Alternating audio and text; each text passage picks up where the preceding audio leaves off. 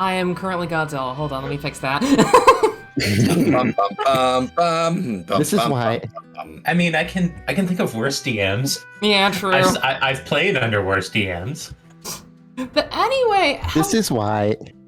Sorry, like I was gonna say, this is why I bind my scenes with my model position. I should probably do that too.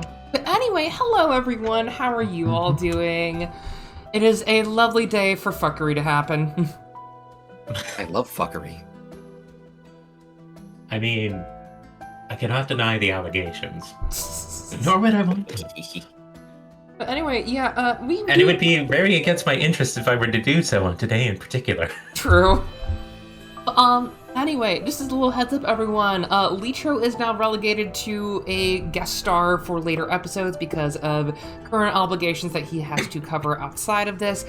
You're not going to have him be gone forever. Orin is still going to be around in the background, as well as a quest giver and everything else if you didn't see last time. But for this time, we are joined with someone new, and we'll do introductions at the end for her. So, hey. Anyway, last time what happened is that the party handled the Tower Witch, bringing Allison to justice. Poor girl was off her medicine that was effectively, if she didn't take it early enough, she would be gone mentally for good. And also, you all got back and handled a couple of small things as well. Orin got a new job outside Merc Corps, so you could still work there if you'd like. Helena and Claire kind of went back to more so Helena's place rather than their place, but still. And Forrest was on the run for looking for a little gift to give someone as a sort of pseudo-farewell, or more just to give someone a lovely item, just to kind of give a little bit of smoothness for emotion. However, that may have failed in the long run. As we cut to the night scene of Forrest currently being held in place via magic, and not knowing his current person other than the voice of, "My, what big eyes you have."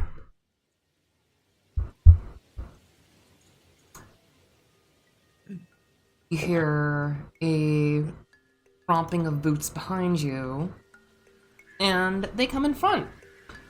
You see someone that's about a little over 6 feet tall, fairly decently built, an array of red and white clothes befitting the season, and their eyes gleaming at you all the night, holding on to what is effectively just a skewer of meat looking at you.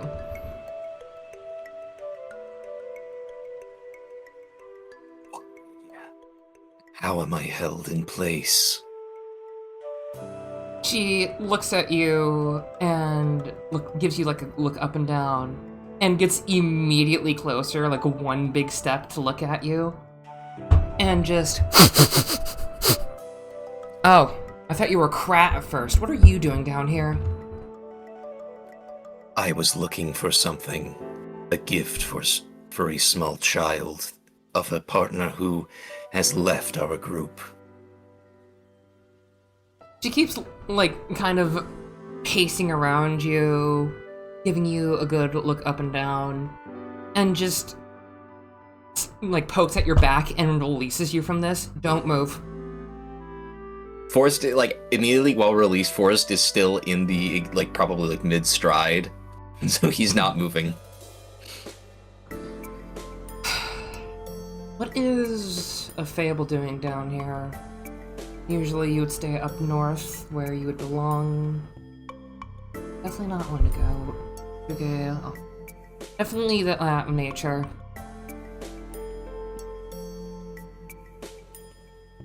I came here with my companion, my friend.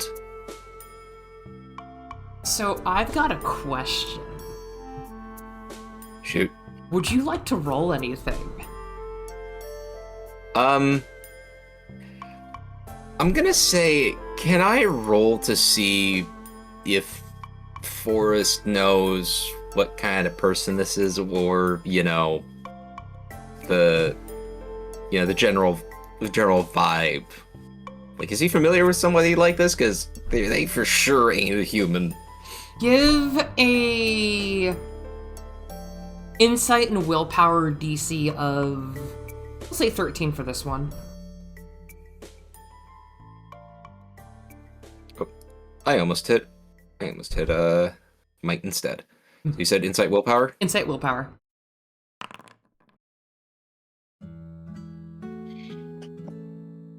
So, with an 8, you get like this real like foreboding sense of feeling something around you more so, that more primal feeling. She was circling around you. She was staring at you the entire while, like her gaze is not taken off of you. You get the sense more so of the primal feeling of predatory fear being instilled into you, of they can easily at least mess you up, given that they held you in place, like effectively hold person in D&D. And they're just more so studying you, pretty much. Why did you freeze me?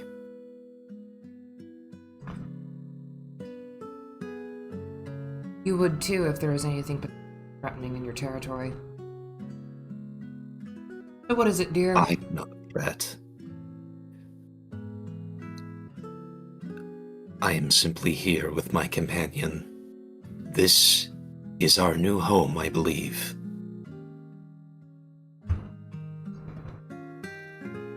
Well, do watch out for the wild hunt. You're free to go. Oh. One thing. She gets immediately close, like, looking into your eyes. And, like, opens up her fingers one at a time. A lot in you. They keep me company, and they must be remembered. You're one of those. That answers it. Keep a watch out for syncope. Make sure to keep an eye for anyone you are with. We've had hunters before. What do you mean, those? You said that you had friends. Forrest kind of gets back into like a sort of standing position and just kind of like looks at his hands and then just kind of looks back to this figure and just nods. What's your name? My name is Forrest. No. None of that bullshit. You have a different one. I have many as well. Rowan, Baolan, Akalaya, the Petit Chaperon Rouge. What is yours before all this happened?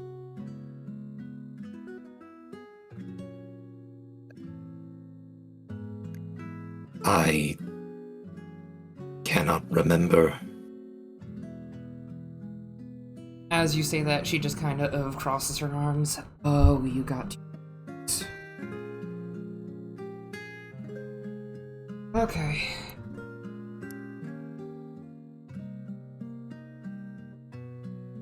No wonder you felt weak.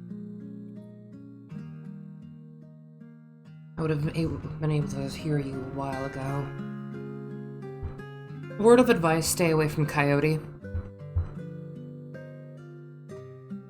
We'll take that under advisement. Thank you. Given that we don't need to eat, you can just come by the bakery anytime.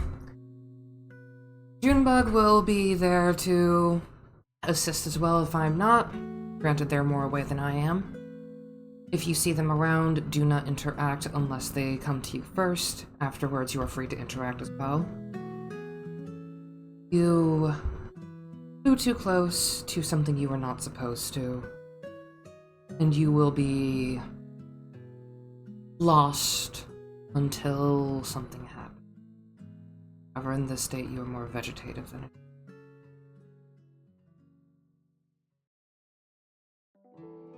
Even though Forrest does not have like any sort of skin or facial expressions, there's definitely a air of confusion, wonder, and slight fear at these words. Anyway, she takes the skewer and just, like, immediately just horfs it down and her eyes revert back to normal. Safe travels, and she flicks the skewer away. And heads off. Forrest kind of just stands there for a brief moment and realizes the time and that shops might be open, and he just makes his way back to where Claire and Helena are, and probably does not enter, and just kind of like sits outside, just, I wouldn't say like in a meditative state, but more just kind of in self-reflection. At this time, I would assume that since it's late at night, they would be at home. Yeah, Hmm? most likely. How late at night? 11 p.m. Okay, fair enough. Like, late stores would be open, pretty much like bars and whatever else, like whatever things in the marketplace as well for the night market. But other than that, nothing else really is open.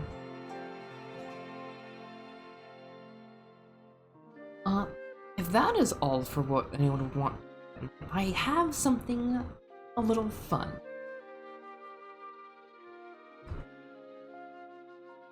So, you remember the first time that all the fun weather effects were happening for the reverse thunderstorm? Yes. Mm-hmm. As the dawn rises and the city slowly begins to wake up, people grabbing their morning drinks and breakfast, taking a gander out their window, the wind picks up ever so slightly at first, and then immediately starts to gust, like gale force, like 50-mile-an-hour winds at minimum. And you see all sorts of flexing faces in the wind, like the wind actually like forming into like wisps every so often and then dissipating. You can hear a couple of howls every now and then even too, as you see troops of humanoid individuals banding through some of the old buildings in the sky, spreading their wings and taking towards the orchards and farmsteads to the east. One atop in the middle of the city square, calling out, "Collect what we are due tenfold! We had been ignored for this year and uninvited for far too long. The old ways have been forgotten, and we strike back at once." And they spread their wings and dive towards their quarry. Everyone gain a fabulous point for the villain introduction. Oh my. Yeah. Oh boy. Weather effect, huh? Yeah, weather is a big thing in this world because if the apocalypse happened, weather would be screwy. With magic as well, the weather gets even more screwy, especially now that you are under the effect Right. of the Wild Hunt. So, quick question before you get into that, because Yes. this is my first time playing Fabula Ultima. I'm starting with 3 points. Is it cool if I go to 4 points? Yes, you may have more as many as I can give you. All right. There is no cap on Fabula points. Yep, Thank you. and don't And be afraid if to use you them. End a session, and if you start a session with 0 Fabula points, you always get 1. Yes. I will also change the well springs in this area. Instead of earth and water, it is lightning and wind for everyone. Just for cats to use Those later. that it apply to. Right, well, people are in trouble. Let us set out. Changing the freaking reactive. Yes, I love it. Anyway, Got so it for a reason. the winds do gust every now and then, but the Wild Hunt's more effects are actually, like, let me actually get them real quick, because each weather actually does impact the world outside and inside of combat. For the Wild Hunt, however, there's a fun one. Also known as the Spirit Call. Spiritist spells now cost more MP, but are more potent. Necromancers gain 1 grave point at the start of combat if they are lacking any for inside combat stuff. However, the air becomes staunch with the smells of formaldehyde and sulfur, as well as all forms of old remedies, mold, you name it. The heavens are rolling as dust swirls through, faces seen as they dissipate and reform constantly. It's safe to breathe out there, but it does have a notion of sometimes causing some people to mutate. But only the weak-willed. But anyway, Helena, at your place, it's around 6 a.m.-ish, and you hear that howling wind outside. What are you up to? Assuming she's awake, this is around when we'd have the whole messy hair, don't talk to me until I've had my coffee phase. Yeah. So she's full on, oh god, what now? Like, you just look outside, no birds are out there. Which at this point is concerning. They've been there every day for the past 3 weeks. Yep. And you could just see, like, faces, like, forming around your window. Some of them actually trying to seem like they're trying to get in. But because you're more aligned to magic, you know that this is, like, spiritual activity going crazy. Well, guess nobody's going outside tonight. Claire is generally oblivious at the moment because she's busy practicing taunts. Can I say something funny? No, that's pirate. How about like stand fast, Kerr. Okay, let me think. Can I say something silly for that? Sure. Given that Jennifer last time gave Helena just a random, like, grocery bag full of things, you could probably, like, have a little, like, book of, like, old, like, pirate and, like, Victorian slang and see what you can grab from that, maybe? Really, can I just say that no matter what character you play, the fact that you're a complete and total fucking dork shines through in all of them. Thank you. So I just gotta ask, like, would Forrest know what this is? You would have experienced this at least a couple of times, but you don't know 100%, but given that forest nature, you can hear more so of, like, whispers every now and then throughout the dust crackling. Like, you can hear, like, the wind, like, howling every now and then, but you can, like, every so often just hear, like, a couple of motes of speech even through, like, the windows and everything. It's more of just garbled, like, from the beyond, like, things talking. Forrest just kind of, like, just stares at the wild hunt and just kind of, like, gets up and then just kind of makes his way into the door and shrinks himself and just kind of, like, walks in.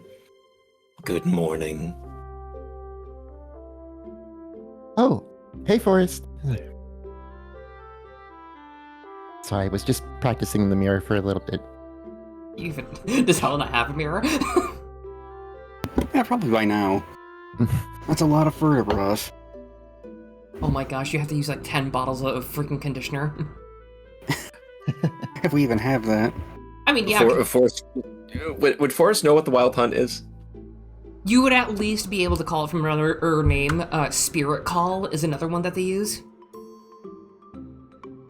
Forrest just goes, there appears to be a spirit call outside.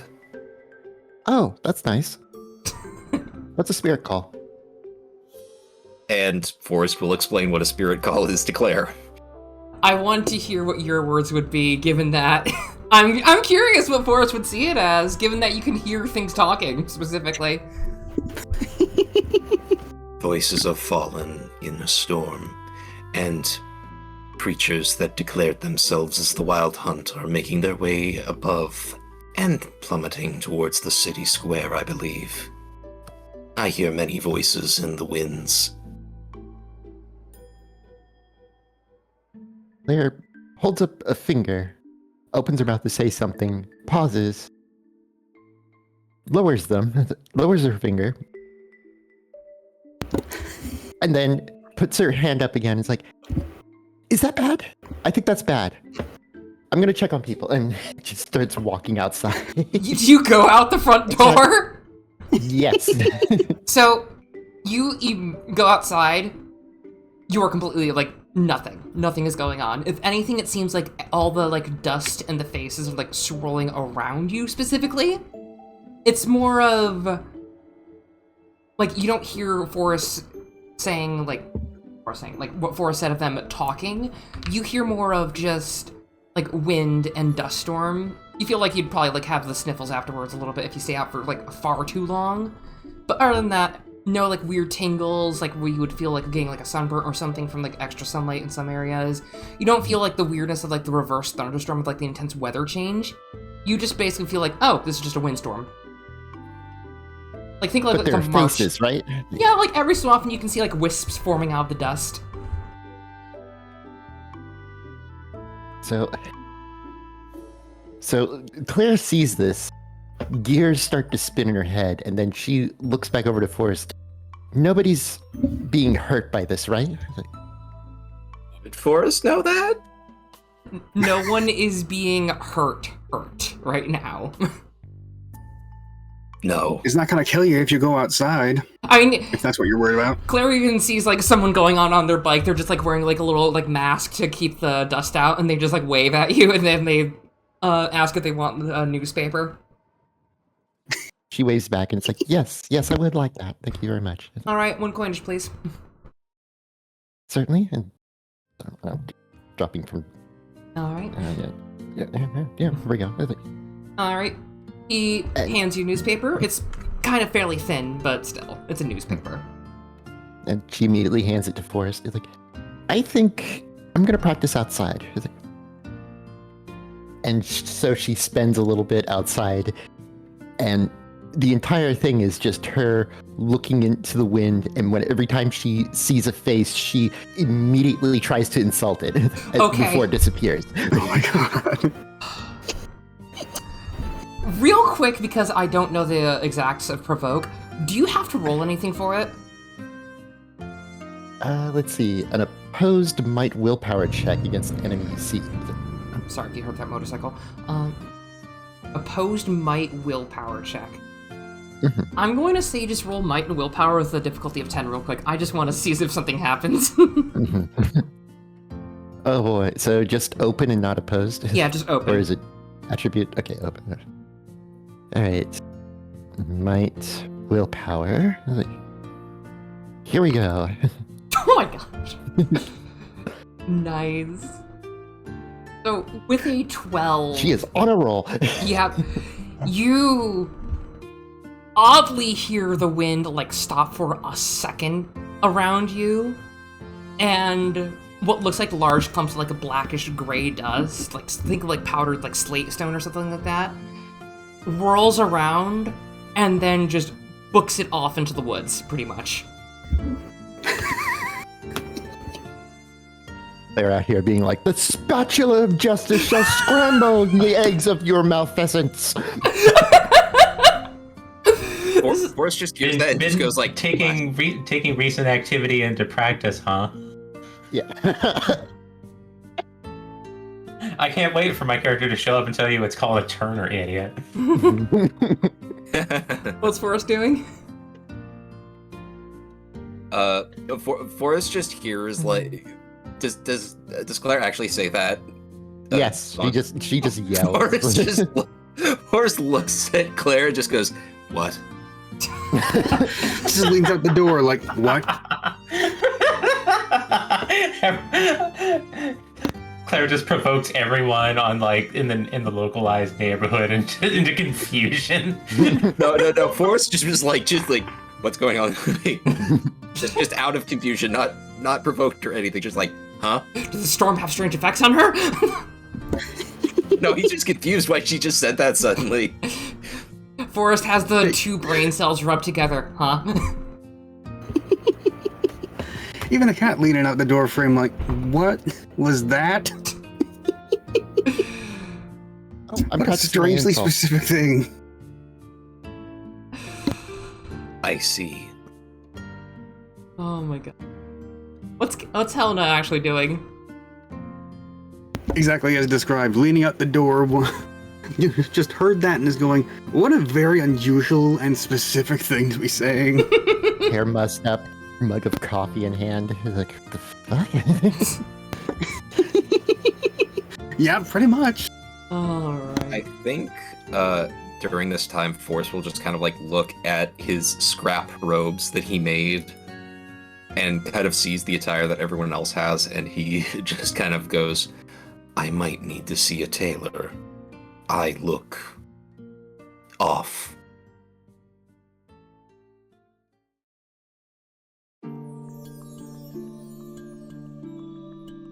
Off, you say? I was like, Off, you say, to the Why? giant deer. To put it in a way that you would understand, the fourth would say, I look like a hobo trying to masquerade as a parasol.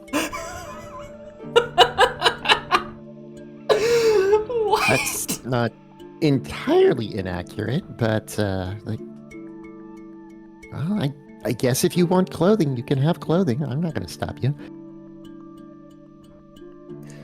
I should also check in with the local library as well.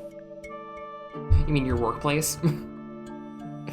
Yeah, he's basically going like, I should get some clothes and go to work. Forrest just grows like a handlebar mustache and somehow comes by with like New Balance shoes or something. Oh my gosh. Has a tracksuit on. But Forrest will just kind of bid farewell to Claire and Helena and make his way into town.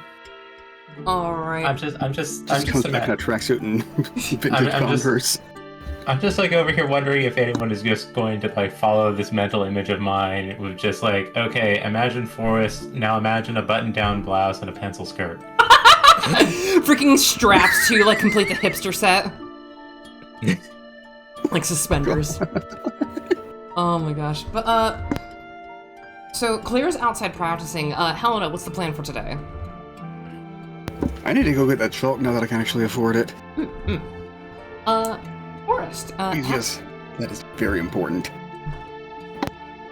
Forrest, as you are making your way out, you see someone coming by, actually going up to the steps of Helena's place with, oddly, an umbrella, now that you've said parasol, and kind of like a modified raining jacket, but it's like, think of like the old like military style cloaks, and she is just kind of hopping up to the steps and going to knock on the door. Oh, the door's open. Probably still standing in it. I mean, they're still knocking. I'm standing right here. Jennifer just takes off. They attempt to knock the door. There's no door, but there is a face. Knock, knock. Jennifer just like takes off her like sort of hood and is like, "Hey, how's it going?" Oh shoot, it's been so long I've forgotten most people. Jennifer is the one that invited you to go to Grandma's house. You go, and she's like the secretary of the mercenary corps that Helena would know like more as like a friend, if anything, in the area, like a proper friend. Oh yeah, that's right. Oh. Also, sorry I'm being really short. I'm just still having to deal with my legs and all. But yeah, Legs can make you short. Oh, Yes. I'm trying to find the words. But yeah, it's not every day I see you coming all the way out here into the boonies. What is it? I mean, I came by the other day too. Just stops to think for a minute. Oh yeah, I've got some I'm time very before tired. work. You want to go shopping? Yes. I just need a moment. Just do every inch of herself because yes, maintenance needs to happen yesterday. I mean, not everyone wakes up at 4 a.m. like me. Especially with all this going on. She just, like, motions to the weather. Oh yes, the baleful dead all throughout the air. It's And just God a knows what sandstorm. else.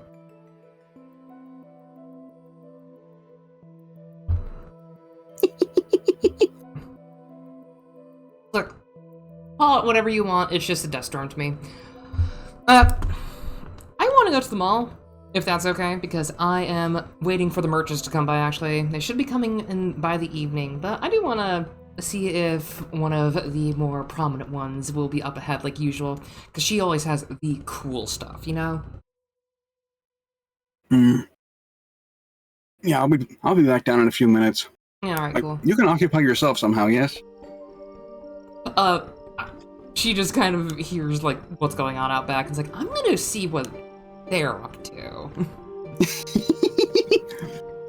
Oh, believe me, that's going to be a ride. And And Jennifer just like walks on back to see whatever Claire's up to. Yeah, I need a hairbrush at minimum.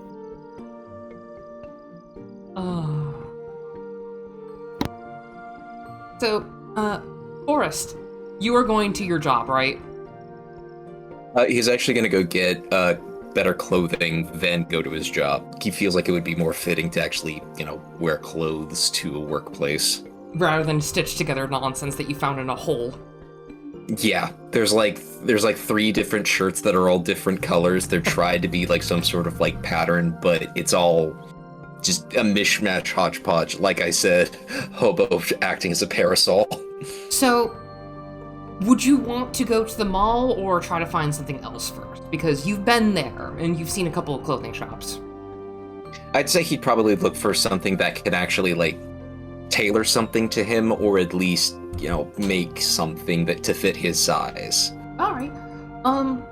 So one other place that Forrest has gone to was the market, and I will say, just like as you sort of ask around, one person does kind of chime in for like a used clothes stand. It's like, well, I don't make anything, but at Grandma's house we go. There's a new tailor lady that kind of set up shop a couple years ago. That looks like a front end of a chuck wagon mixed with whatever rubble she put up as walls. I see. Thank you, Meat. I shall head there immediately. Okay. And they just like go to their usual conversation of just like with people. It's like a lot more people who are like running the stalls on this kind of morning are less selling food and more of just whatever rubbish, because people who sell food aren't going to want to get dust in it. Yeah, no, fair enough. But yeah, he makes his way towards the tailor next to Grandma's house we go.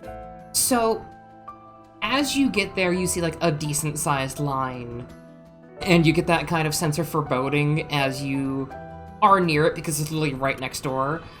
There is a sort of like an old-fashioned like westward carriage mixed with a Romani wagon and everything of an entrance, and you see at the top of it Spinster's Beginning. And as you sort of peek inside from like windows cobbled together and everything to just more sealed exits than anything, you see sort of a 2-story tailor shop with all sorts of things on display in the beginning of the store. And someone flicks the sign to open, and you kind of see like a couple of green eyes like gleam at you, and then go immediately back in like away from the window.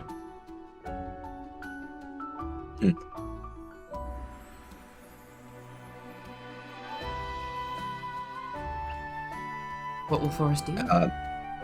Forrest will knock and enter.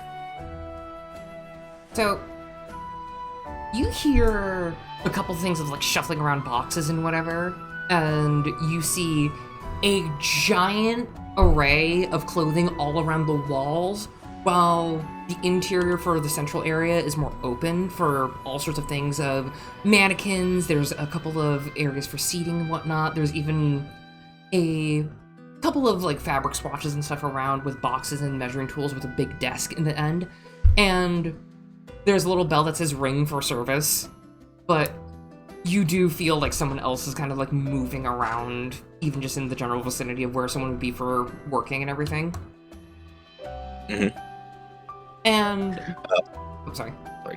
No, I was just going to say Forrest would ring the bell, but you finish what you were saying first. I'll say, yeah, if you want, Forrest can ring the bell. Forrest just like taps the bell and then it rings.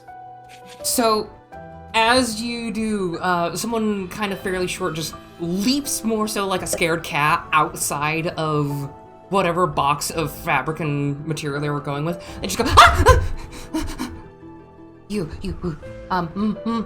And you see someone who kind of has like spindly little black hands, a big bushy and striped tail.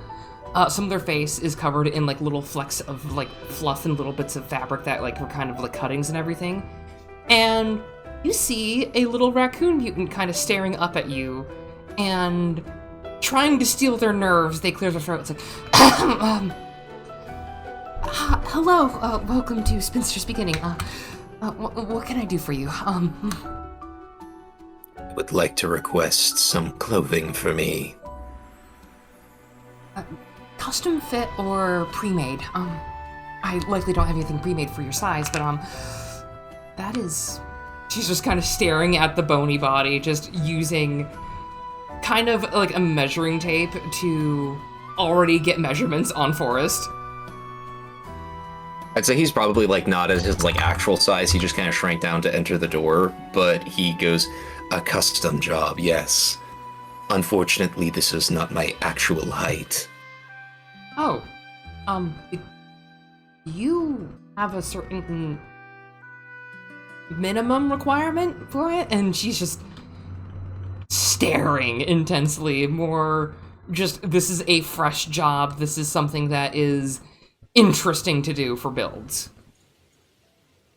He goes to his full height, which I'd say is probably like maybe 7 foot, and goes, "At least to fit this. I do not mind if it does not shrink with me." Holy shit. I mean, So she stares and it's like, do you have any kind of clothing specifically in mind? And she pulls out a sort of small catalog, actually. And I will send you what she can make. Okay. If you have anything that you require, she can make it custom, but it will take time. It will likely take at least a couple hours in-game for it to work. There's that. Yeah. And she does that. If you have any questions about equipment that is not usually in Fabula Ultima, I can explain it. Okay. Because I do, just for everyone at home, I do have some custom equipment that I've made for sort of higher tier items. I kind of want to do the stage robe, actually. I feel like that would actually fit Forrest's vibe a little bit. As you, like, sort of peruse with her and everything, she looks at what exactly that she could do. It's like, okay, so I don't really make magical stuff. Someone just comes by and sort of sells it to me. But I can hem it and everything for a couple of things so that it still, you know, is magic. But is that okay? Like, I only have a couple of like set colors, and she pulls aside a couple of clothing items like really quickly, just, and she gets to a set of like couple of robes. Like, think typical like robe and everything, just pure blue one-piece item. She's like has a couple of like items that would go with it for like undergarments and everything that you would need for just taking off the actual equipment. It's fairly heavy with a bulky material. I don't know exactly what they use. It feels like silk. It feels like polyester. It feels like linen. I don't know if they mesh it or anything, but is a material problem for your aesthetics? No. Whatever works is fine. You mind if I take full reign? Of course. Okay, good. And I kind of want to. May I DM the question? Yes, go for it.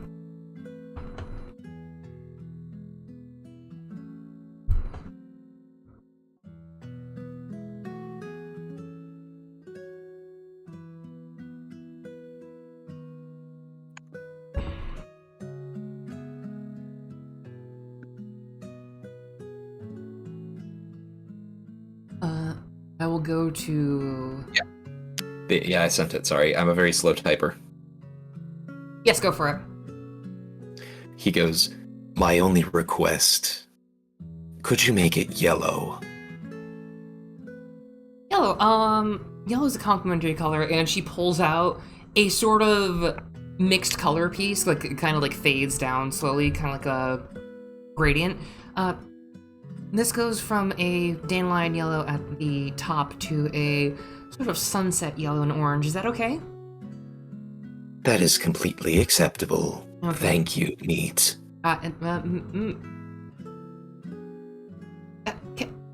Can you explain that to me? Because... I do not know your name. Oh, okay. I was called that before, and people saw me as something else. I didn't mind, but it's Joanne. Nice to meet Thank you, you. Joanne. Your My name is cadence Boris. What'd she say? Your cadence disturbing. Apologies. But yeah, she gets your measurements and everything. Is it okay if you come back in the afternoon? I should have it done by then. I have a couple other custom orders. 200 coinage, please, by the way. Of course. And Forrest will give actually 250. Oh, I don't accept tips. Tipping culture was bad. I see.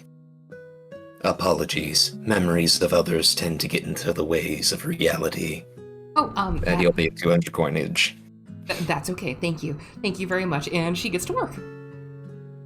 All right, and then Forrest will go to the library and start transcribing books, and you can have someone else go do stuff. It's been a little bit Forrest-centric, so I will get to that because that's another special thing for later. But as Jennifer's kind of just watching Claire just do her stuff, she's gonna wait for when there's a lull moment and just ask aloud, "You want to go shopping too?" Shopping?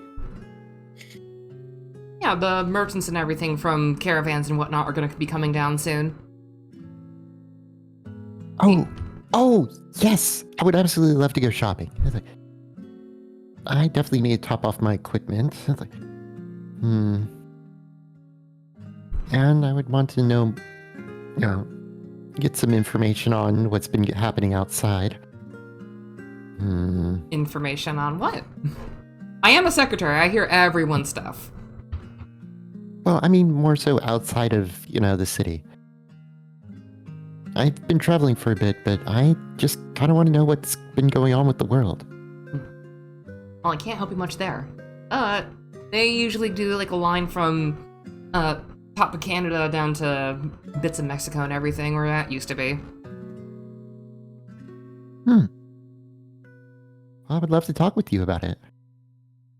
Oh, I don't know. I know that they know, Oh, sorry, mind is a million miles away. I mean... But yeah, I would love to talk with them about it. Did you eat breakfast or anything?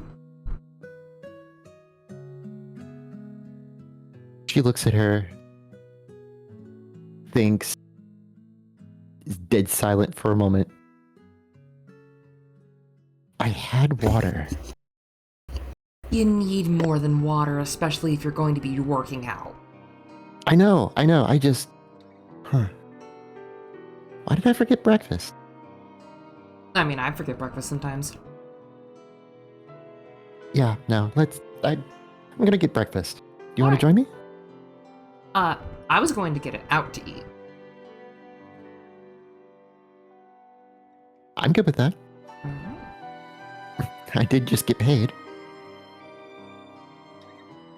Ow. I usually see all the stuff for that. Did you get paid from someone else? Yes. That's kind of how jobs work, I was told. Gotcha. Well, if you ever want jobs from Mercenary Corps, I've got it for that. Do you want information? I don't know what the cat wants, but still. Well, she's a cat. Oh. She'll want what she wants. Yeah. She's just kind of smiling at that. I wonder how I can influence that. Anyway. Oh my god. Alright. Helena, what you up to? Probably finally on our way out the door now that everything's... doesn't look like a complete nightmare mess. Are you, prepared for this in any way? Because you would 100% know what it is. I, as a player, don't know. Basically just it wouldn't really affect anyone crazy like that. Some people take precautions or whatever, but nothing else. It just amplifies or changes magic, how some of it works. Yeah, you meant the atmospheric effect. Yeah, no, I don't need any special preparation for that. But I assume you're all going to make your way out to shopping. Where do you want to go first? Because Jennifer will kind of follow along for a little bit.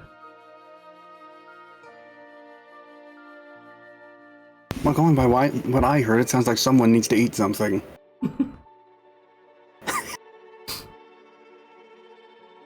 And for that matter, I think I know just the place. I don't suppose you've been to the bakery yet.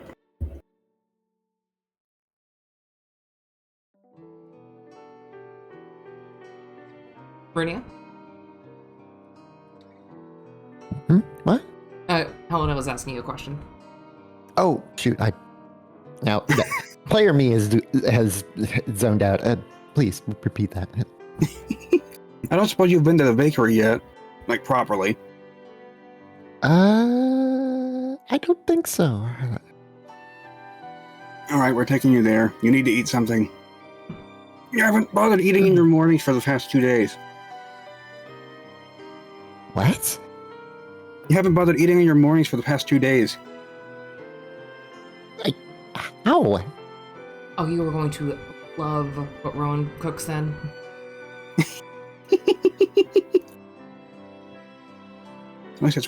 At least it seems like you've been forgetting breakfast regularly. I'm not treating anyone this time. I'm gonna say that. I mean, I guess my rations have been getting thin. I don't. You've been in town and you've been eating rations. I hadn't had a job yet at the time. The first thing anyone should do is get a job, says the workaholic. That's what I did. To be fair, she got into town like less than a week ago, so. Okay, fair. But even then, usually people have some kind of skill or at least a little bit of savings to fall back on. And you've been rooming with her, so... Have you been a rude house, host? What was that? I've been a rude house host. Not to my knowledge. Has she been rude? No. Alright, cool. Anyway. I think the most I've done is accidentally made her sword misbehave once. Is that why there's that giant, thing in the middle of your house now? Oh, so you know it's the decor. Yeah, how could anyone not? There's like a nest on top of it. So, as you look up, I'm working out how to do that again. As you look up, it's slightly bigger than before. Oh my god. I was about to use humor C with Group A, I'm sorry. It's like, oh yeah, she touched my sword and a spire appeared. I want it to happen again. You don't say! I was about to say the tower's a grower and a shower.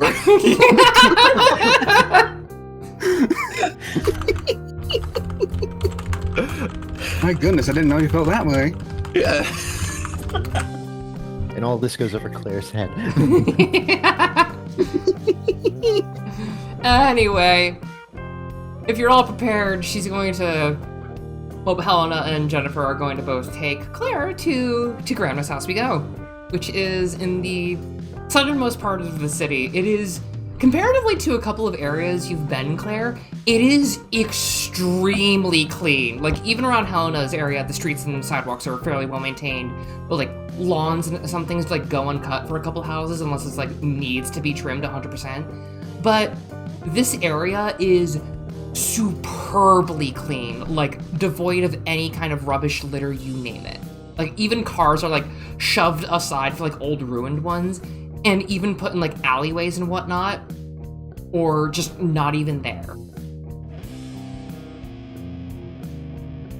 And Whoa. as you go down the street, there's a lot of people going in and out of the bakery. A couple of people you've seen at the Mercenary Corps, and Next to it is also Spinster's Beginning, but I will say that Forrest is already taking care of business because he's a quick shopper. Forrest is basically just goes like, hey, I'd like this, this, and this. He gets it, and then he just goes, thank you, and then leaves. He does not waste time.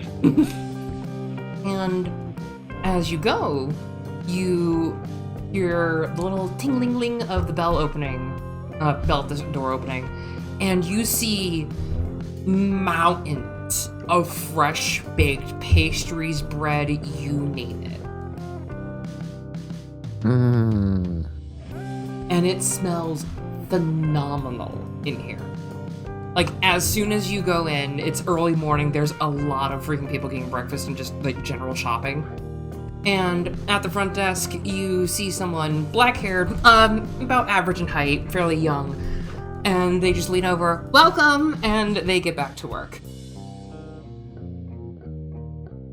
I look over whatever menu they have for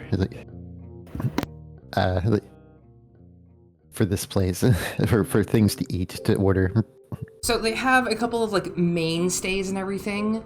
Like, one thing that definitely pops out is just hardtack pucks, like, knowing what you would have to deal with for rations. But there's things like hand pies, like meat or, like, fruit for filling, or even, like, a vegetable meat combo. Muffins, a simple loaf of bread for stuff like that, depends on how big it is. Bread pudding, baked potatoes, like, anything that can go into an oven. Fruit cookies, and they also have a menu that rotates for the day. Savory ration sandwich is one that looks like it has been up there and rewritten a couple of times. But there's also things like, quiche slice or stuff like that, or just general breakfast items as well, like croissants and whatnot.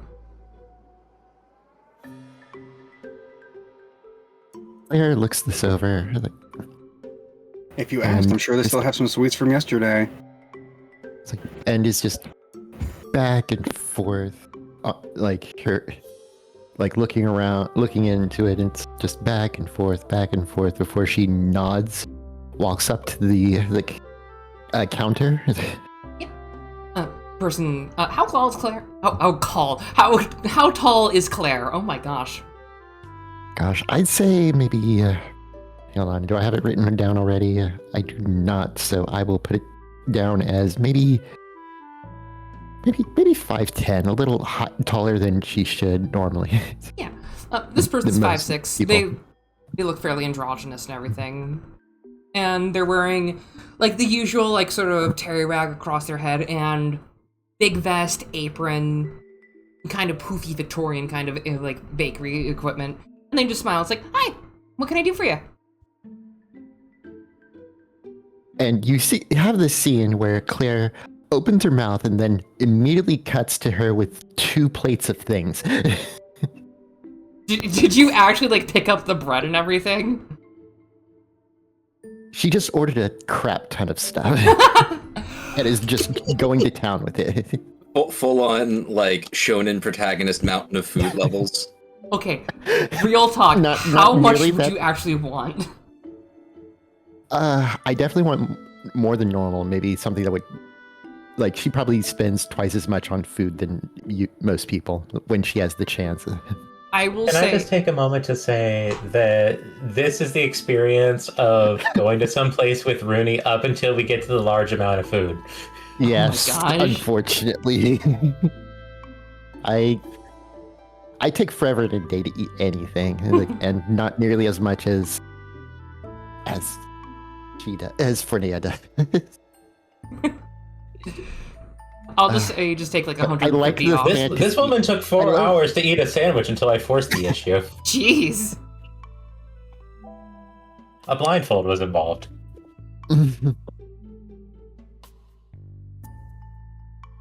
Anyway. So Claire is getting like fantasy. A sampler, right? Pretty much. It's like so a pretty big sampler. Like you get home fries, toast with jam and butter. They have like bacon wrapped in like a couple of rolls and everything, kind of like just like a quick like throw it in with bacon cheese and just bake it and stuff like that, like in a cafeteria pretty much. You also see what the savory ration sandwich is. It is basically a bagel sandwich with leafy greens, sausage, cheese, and whatever like pickles they could put on it. And mustard, obviously mustard, because mustard is important. And you just, like, get your sampler plate, and they look up at you and go, okay, they, like, tack in a couple of things in the register. 150, please. Done. All right, thank you. My goodness, that's a lot of food. Jennifer just looks over. It's like, are you sure she's not starving? I am not anymore. Okay. Hand pie, 2 of them. And she gets like a sort of a meat one and a fruit one. Just both of them looking at these giant stacks of bread. Just like, okay. Either something weird's going on, or this person needed to eat real bad. I feel like this is like the first time that Claire has actually gotten like real food while like out on the trail. They're just eating like MREs, canned like peaches and those like calorie mates that you see. Girl dinner. Yeah, girl dinner. You get like a bunch of Slim Jims and just like put it into a single plate. Girl dinner. A Coke and 2 Slim Jims, that's the breakfast. I could see it. But yeah, you all get food. Helena, what would you be getting? Just real quick for money. Not nearly as much, I can say that much. I'll say just 50 for you.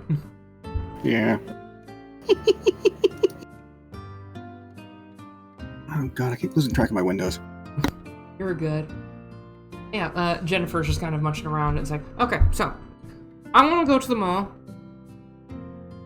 He wants to go to the mall. She's like pointing at Claire. Where do you want to go?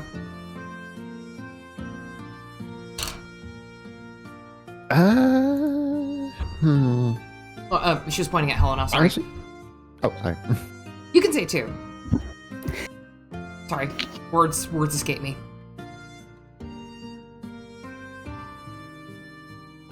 You go first, Helena. Oh, right, okay then. I have a tower that I need to revisit, now that I'm not completely broke. Like a radio tower or what? You know that one with all the birds hanging around it? Just Yeah. thumbs to the exact building. Yeah, like, Assuming you can see it from the storefront window. I would say like you're like kind of like out front in a sort of like an alcove area. It has a couple like little bits of seating like some people are at as well, just like enjoying like breakfast pretty much. Yeah, like the one with the weird people coming in and out of it. Squatters area. Yeah, I have to go there sooner or later. But if you insist on my company longer, I can probably oblige you. Not like I have anything better to do. I don't think. You're not getting involved in anything weird, are you? No, I just need some chalk. We sell chalk. No, like special chalk, you know what I mean?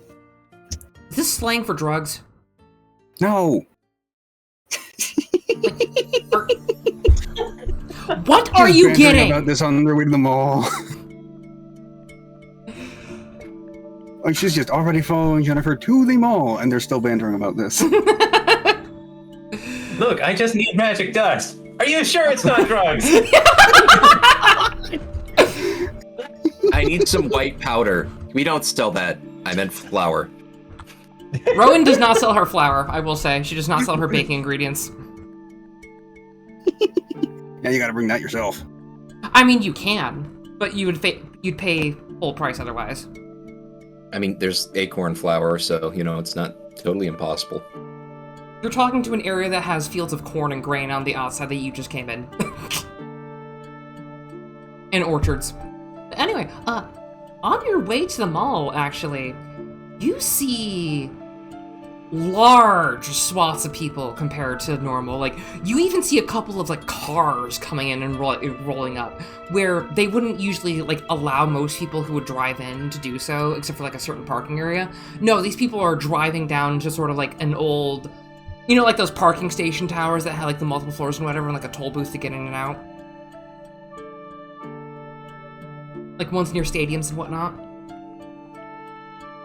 They've got a couple Paid of those. parking. Yeah, paid parking and whatever. And you see people coming out, a couple like animals and whatnot. Some of the animals are really fucked up and mutated and everything. Like there's a horse with like sharp teeth and like multiple rows of them. There's a couple of like even like yaks and other things, or even buffalo. And people are just setting up everywhere. And you see a couple of the caravan guards, who are people who both have like normal polearms as well as actual firearms, kind of dictating a couple of things. And one of them looks over to you all and it's just like, okay, what are you here to sell today?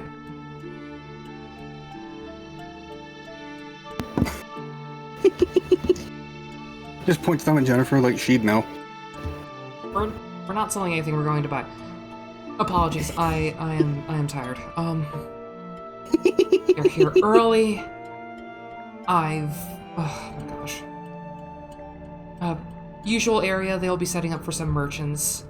And they also just kind of look down. You, with the sword.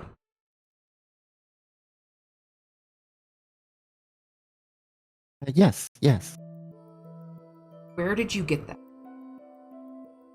Oh, it was my brother's.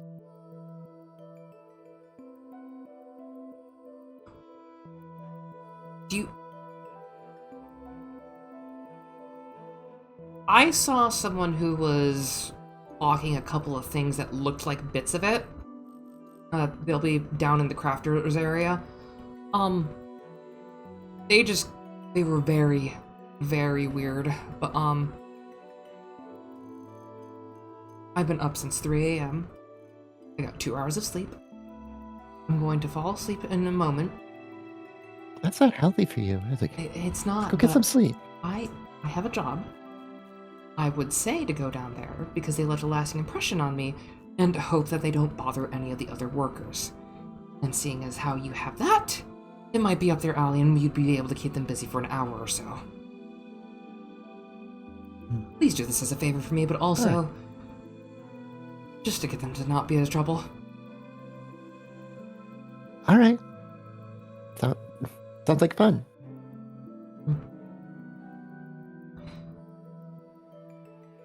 You put that down. As they're just like moving over to like someone like moving crates and everything, couple of automata. It's like, okay, all of you, have a nice day. Cursey guide you. And Jennifer just kind of shrugs, just like, weirdos. But anyway, Beltane's Bliss is visiting, and I was wondering if we could see Delilah and everything. He has... Delilah, who's this? Oh, you've not met her. You've not been around for long enough. She is kind of the head of the pack. She usually comes first, but I guess everyone's coming in soon. She has like this really cool book, and she like pull things out of it, and she has so many weird things. A lot of bugs. But still, she's cool. You would usually go to Rowan's first, but she said she was coming here next time.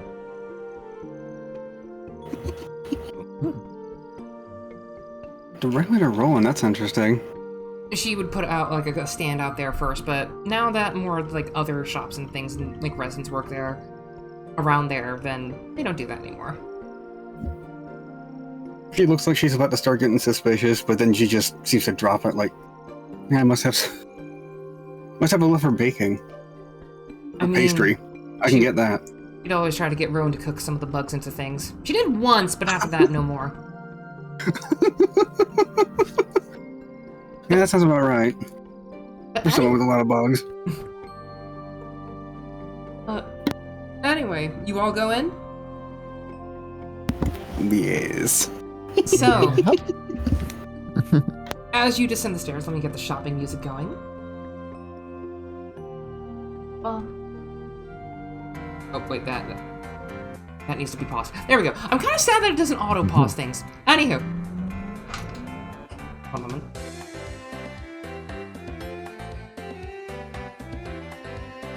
Someone's car was backfiring. Anywho. So, you all head down to Beltane's Bliss shopping mall, and you see a lot of people. Like, think of effectively Black Friday or before Christmas. They would be, well, they're going up and down the stairs and everything. There's a single file, like, cut-off area with a velvet rope and everything to make sure that people actually entering in with intent to shop are staying to the one side. And you just hear tons of people. And Jennifer just kind of taps one of your shoulders and just looks over. It's like, I'm gonna go to the crafters area. They sell all sorts of fun stuff. Claire, right? Yes. You want to come with me to see what they've got? Because I am in the market for a new chair. Oh, sure. I am gonna have to stop by that weird merchant that was talked about before, though. Look, I'm not one with or magic, but hey, who knows? I don't know. What you want to do here? I think she's a little bit overwhelmed at all this activity. She just waves in front of your face to try to get you out of it. Huh? Yes. You okay? That is a lot of people. I mean, yeah, the caravan usually has around 10,000. Oh my god. Yeah, the population expands another, like, 20% basically when the caravan arrives. God, I don't even know where to begin. In or out of character, I'm completely clueless. Well, let me actually pull up the mall map then. It's not going to be updated, but it's going to be... how do I activate the scene? There we go, activate. Yeah, this is just the general mall map. Most people are going to here and also the indoor marketplace. Jennifer wants to go to the caravan area, and she just kind of like motions you all away, like off from the people moving things around. If you want, I've got a backroom area that we can go to and just kind of check what's going on and just make sure that people know, because I've got connections. Plus, it's quieter. Should we go for that? Free backstage access that's just being offered? Why wouldn't I take that? She pulls out a key from her ring and kind of goes underneath the stairs partially, like there's a little alcove around here. And she clicks open the door and walks in. It looks exactly like a backstage mixed with a warehouse. And you see a couple things that are sectioned off. And... excuse me. Swallow my spit. As you go around, she's just leading you around piles of just crafting materials. Wood, metal, tools, you name it. And she looks around and is like, I wonder if they're gonna be in their little studio area. Kind of squeezes someone aside. Do you know where Danielle is, the carpenter lady? Someone just kind of like looks around. It's like, last I checked, they were looking with a client. Yeah, so that's why you wanted to get in early? Mm-hmm. Look, best carpenter around here, for sure, for furniture, but she also mainly works on our weapon shafts. And usually she works in the back part. You know where like this one person went that has something like her sword? And she like points to Claire. Their waves, like, They look down to their sword and they go, oh, shit, yeah, front end area, they're just setting up. Need help getting there? Even today? I think I got it. Okay. You two know where to go for Danielle's area, right? Yeah. Anything for furniture? An actual question worth thinking about, because I actually can't remember what I have. I will say that you basically have like a cot, a bookshelf, a decently okay kitchen, and like a singular chair pretty much. You get a nightstand. No, I need at minimum one nightstand and at least one more chair. A better bed would be nice too. I mean, she does it for fairly cheap, so... yeah, we could just get like a commission for that if you want. Yeah, let's look into that. God, I hope it's not too expensive. What they got for payment plans? They do. Oh They my do god. lay away. Oh, neat. Oh, that solves so many problems. Oh, yeah. Claire's going off to the front end. Helena and Jennifer, sorry, NPC name is escaping me because I'm thinking like 30 at once, are going down to the back area. I'm going to do Jennifer and Helena's first. So, as you go down, there's like a sort of various wooden areas, like unpainted, unconnected from the walls and everything, that section off people's crafting areas. And you can hear like metal clanging and wood and everything being like sharpened, like people moving around, apprentices gathering materials and whatnot, just to get everyone's day started, because it's going to be a very busy day to try to outmatch the caravan.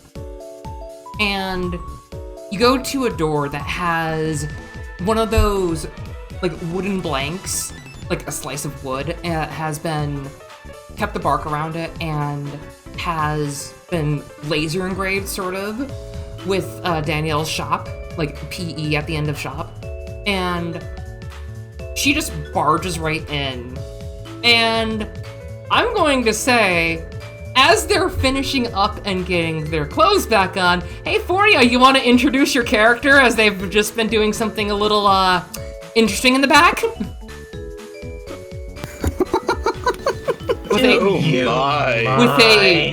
With a currently... That's what we meant by client. No. Last I checked, she was... Hoomst. But Jennifer's just like kind of just like waving, like not giving a crap. Yeah, I just want to throw out that you've, of all the options that you gave me, you have forgotten the one option I picked and gave me the other one. Wait, what?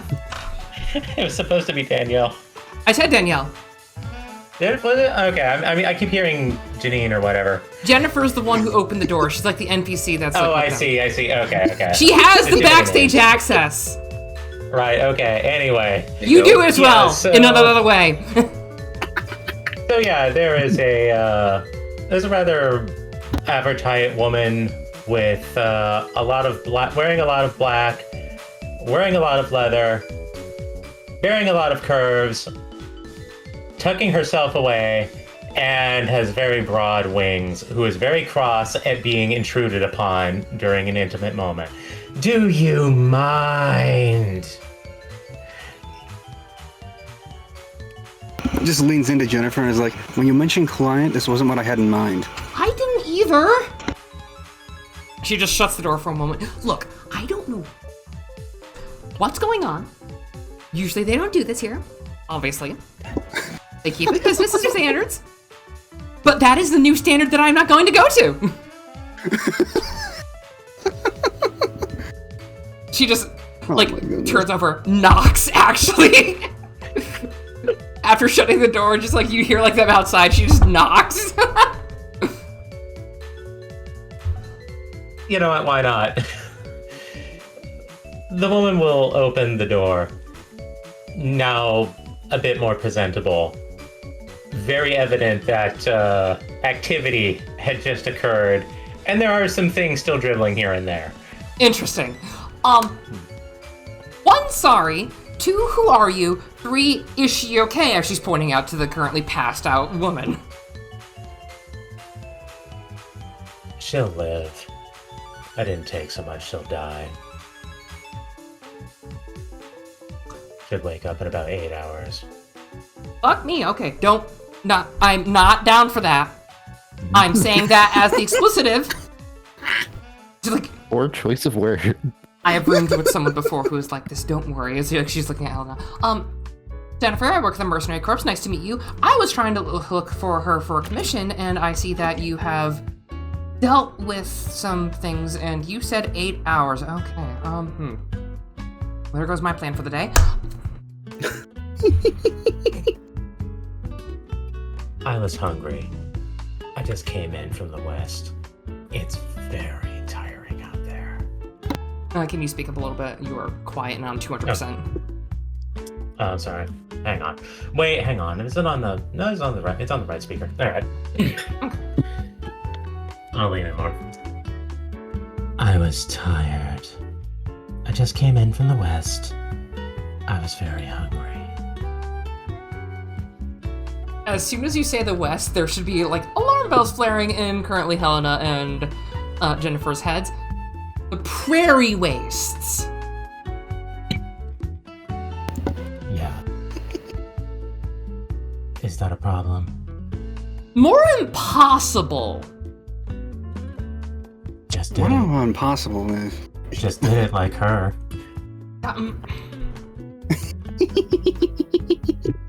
Look, I'm trying to be serious here.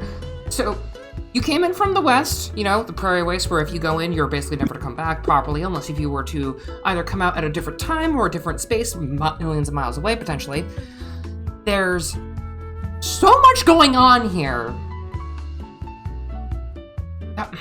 She looks at your wings like, okay, that needs explaining too. When did you come here? About half an hour ago. Oh my gosh. Okay. I'm going to go report this soon, after we're done with our shopping and everything for the day. Oh, great. I arrive in the Midwest. I'm here half an hour and already I'm being reported. Not that kind of reported. You're not... Did she consent? Yes. Okay, we're cool. We're good. I'm just more so wondering how a daemon is able to have wings that size. Not a daemon. Okay, so a mutant of some kind, maybe like a lizard or something with a weird tail, or... Excuse me? Well, I'm trying to figure out what you are.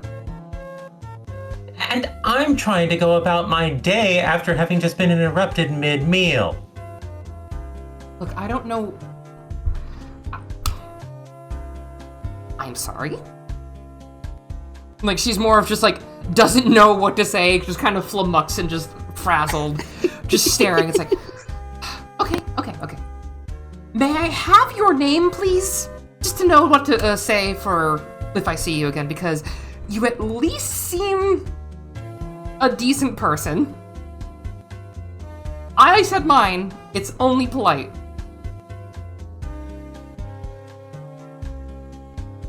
Everyone just calls me the demon. I don't see why here is going to be any different. Okay! Helena, would you like to go anywhere else?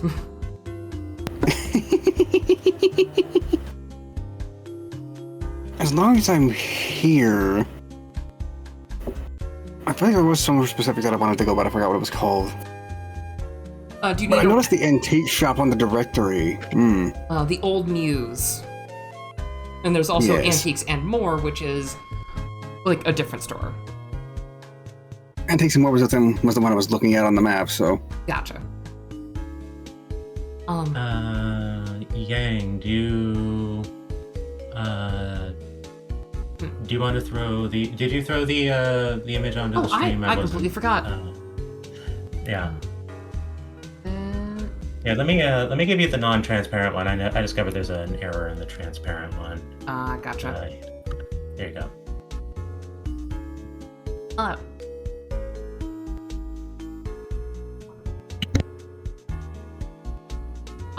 Those. Okay. And the wings are a different color. I will fix that after the stream. Is there any way to, like... There we go. Yeah, that is our newest party member for everyone. And we Hooray, new party members. Now we can all die together. Speaking of which, you should put them on the party sheet. I did. Oh, I need to. Wait, hold on. There we go. But yeah, big demon lady in other senses rather than height alone. So, she's going to just stare at you a moment for Jennifer staring at you. And she's like, okay, I'm going to tell them Delilah's out of commission for a moment. Her assistant will take her to a cot. I would say, are you with the caravan or? No. I just flew in from the West Coast. Okay, you're a rover. Okay. If that's what you call an outcast in these parts. No, rovers are just people who are nomadic. Not really accurate, but whatever, I don't care. And if you want, you can get registered with the town, whatever, or the mercenary corps. You get Are house people if going to have a problem with the way that I'm going to get fed?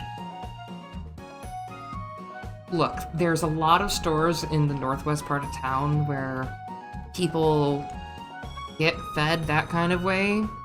And she's using quote marks. They get their meal ticket there. Usually night, if that's kind of your thing for work. I'll think about it. Okay, cool, thank you. So, nice meeting you. Is the V necessary for your title? Whatever, I don't care. Splendid! Anyway, you want to go to the antique shop, right, Helena? Yes, Okay. please. Okay. She just leaves with you in a hurry, and it's like, okay, the demon, interesting. What did I just witness? I do not What know was just implicated? so much. Everything. The mind's the best tool. Use it. Yeah. I don't think I want to. I love how we have managed to get everything in one character. We have the innuendos, the actual implications of doing the do and actually succeeding in doing the do, as well as the edge. It's going to be great, isn't it? Because I know so many plots that are in the background that you all don't, except for Erfordia and I. We're going to have a blast. Oh no. And I can't wait. Anyway, we're going to circle back. Just to make sure that we don't start giving folks the wrong idea for Nan. The demon. The demon is the character. Yep.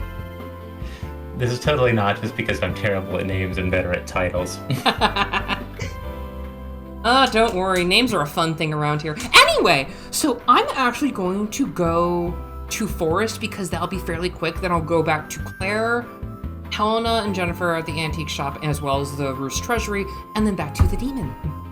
And then we'll end on a fun thing at Helena's house because we've had this planned for a good couple of months. Anyway, so Forest, as you are working at your job, actually, because Forrest has a job at the library to transcribe books. Can I describe how he's transcribing? Yes. So, on one hand, he has the book that he is kind of like positioned on like a, sort of like on like a stack, so he's able to, it's like flat, but he can still turn the pages and read. And all 5 of his fingers have extended into branches. Each are holding a pen, and there are separate pieces of paper, and like an old school, like, you know that device where it was like you copy letters, but it's like one pen and it connects to another pen? Yeah. And you like inscribe it by that? He's basically doing that on like 4 different books.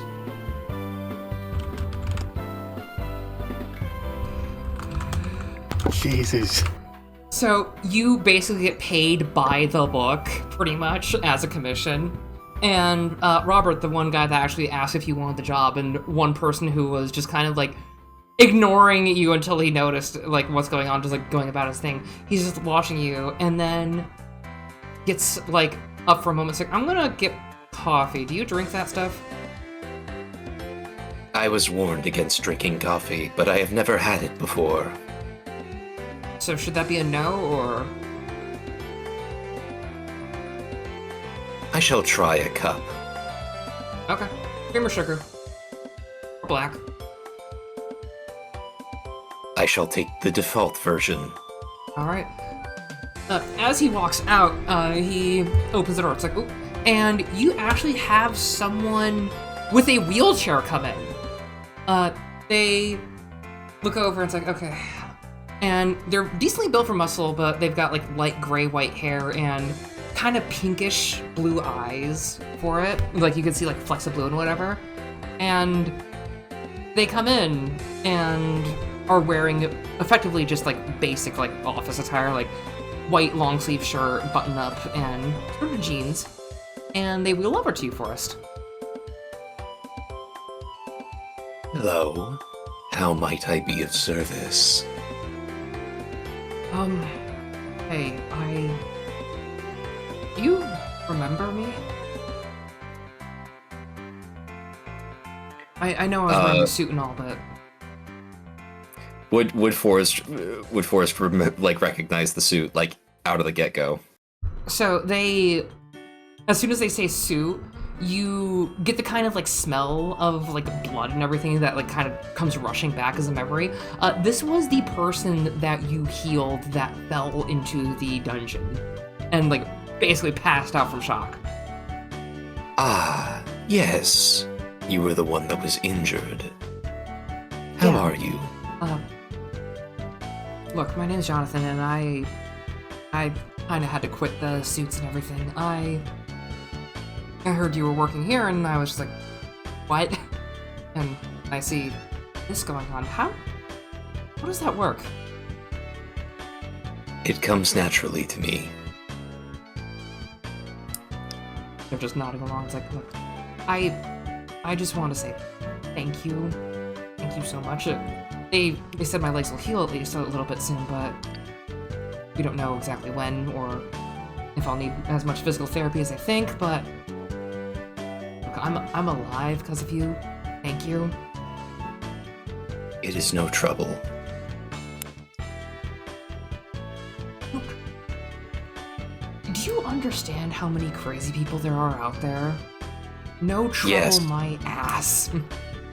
And I need to assistance just to get onto the toilet for that.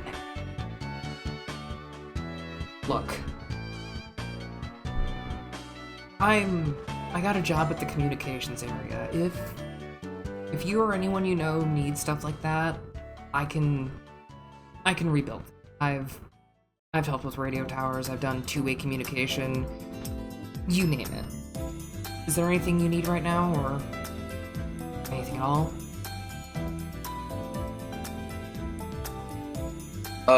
Question, would Claire need her, like, crystal radio tuned or, like, fixed up at some point? Or, like, since we're in Maidnock, you know, we don't need that anymore, because I would say that Forrest would have seen Claire use it a lot while they were on the road. Probably could do with some tuning, yeah. But Yeah. might Forrest need goes, some replacement parts. Yeah. Forrest goes, my friend Claire has a crystal radio. It has been on the fritz for some time. If you encounter her, could you please fix it up and replace parts or make it more functional? That's a science project. That's not usually something functional. Yeah, it's 5th grade stuff, sure. Do you want me to, like, make her an actual radio that works or make it better or something?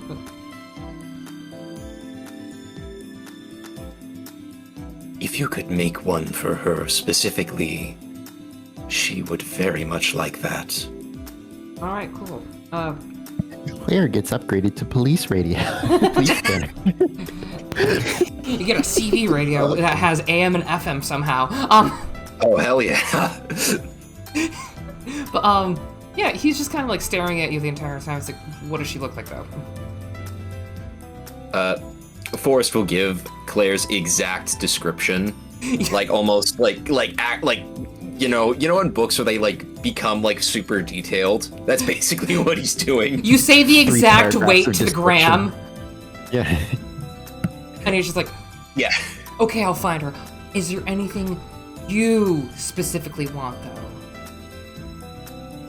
I'm indebted to you. Come on. Forrest like thinks deeply for a moment, and then he just goes, I would like blank books.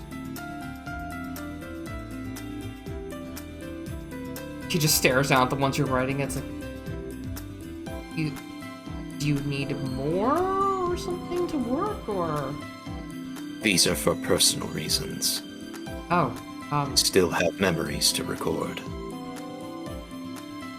okay, you've got memoirs. Yeah, sure. I'll put some of my paycheck towards that if you want. I'll get Do you a not gift. put in too much. I'm only gonna get you a couple. Thank you. Oh, later. And he wheels off, and Robert comes back in as Jonathan leaves and hands Forrest like a little bit of coffee. I think like half of a mug. Is like, I don't know if you'll like this or not. It's pretty strong. Forrest will take a break from like transcribing everything as like the pens all like the caps all go on at the same time. It's like almost like a perfectly made machine as he takes the coffee, and like his jaw opens up and the tongue that he has oddly just like kind of like laps up a tiny bit of it like a dog. The question is, what happens? Because Forrest has never had caffeine. Roll me just a flat d20. I want to see what happens. All right. Higher the number, the better. Lower the number, the worse.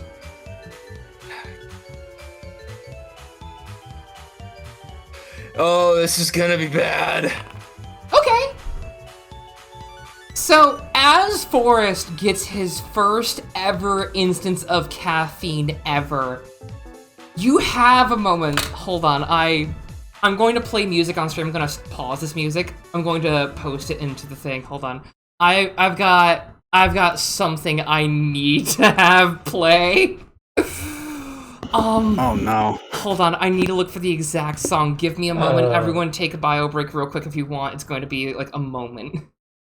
I'm just imagining yakety sax. No, it's going to be crazier. You'll I am like so excited because we have like joked about, oh, if Forrest gets caffeine, the things will get really crazy. give it a moment. Real quick, does Forrest actually have pupils or anything like irises? I'd say when he was getting into Crisis multiple times, there were tiny glowing, like, sort of orange dots that would flicker on and off. But no, it's just like empty eye sockets. His head is a skull. So... Okay, I've got it.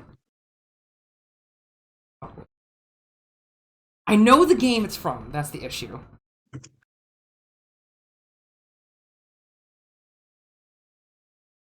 I am just so excited to see what this is this is going to be like. Okay, hold on.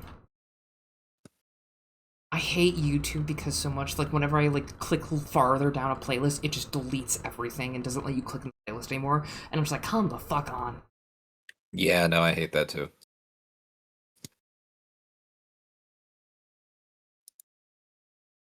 No, that's the wrong one. Fuck, where is it?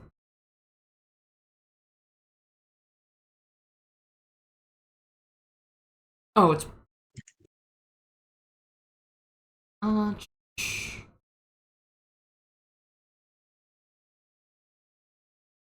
just scared of what would have happened if I rolled a 1. I think this is what I'm looking for. Okay, so, you hear freaking in your memories, one of them just comes out at you, and freaking EDM music starts blasting in your mind, as well as just like the scene of thousands of people effectively at a rave, and you feel your heart rate, like actually a heart rate, like pound in your ears, and your mind goes racing for a moment. You feel you can conquer the fucking world at work. And immediately, your entire just work desk, like not even an hour passes, and you get out of your fugue state. There's 40 perfectly copied and inscribed books with proper annotations, mind you, on your desk as you come down from it. I like to imagine that while this is working, he's still doing like the same thing of like the one book but like all of his hands are out, branches are breaking out, and there's just like 40 journals, and he's just writing them all the time. And then he just like gets out of it and he just goes, "That was interesting." Robert just looks over. It's like, I won't ask for any more copies of this book, but thank you. Jesus Christ, these are perfect. So here's the question. What did Forrest transcribe for 40 fucking books? Like, not even breaking focus. Okay, I am going... May I please roll 1d2, because I have 2 books in mind. Yes, go for it. Also, if you want the music, it is in the Fabulous Memes. Alright. Let's see which one I get. Oh no! What is it? He completely transcribed 40 copies of War and Peace. I knew you were going to say that. Isn't that like 700 pages? Yeah, do you want to know the other funny thing? What? The second one was going to be the Count of Monte Cristo. Okay, how many pages does War and Peace have? Okay, War and Peace. I saw that 14 and I'm just like, oh, please say War and Peace. And then I was not disappointed. The length of the book typically has over 1,200 pages in most English editions. So, however, some editions have 1,400. Given that there's annotations and other necessities, you basically have eaten up most of the budget and paperwork. You fool! Now everyone has a copy of War and Peace! Imagine what happened if you gave him cocaine. So yeah, don't give Forrest black coffee, or else War and Peace will become 40 books. I feel like there was like, he was about to start transcribing like Mary Shelley's Frankenstein, but it's like the crash of the coffee is hitting him. Oh my gosh.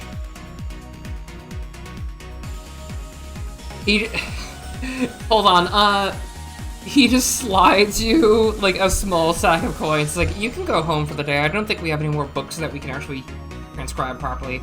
And I'm afraid what will happen next. I'm sorry.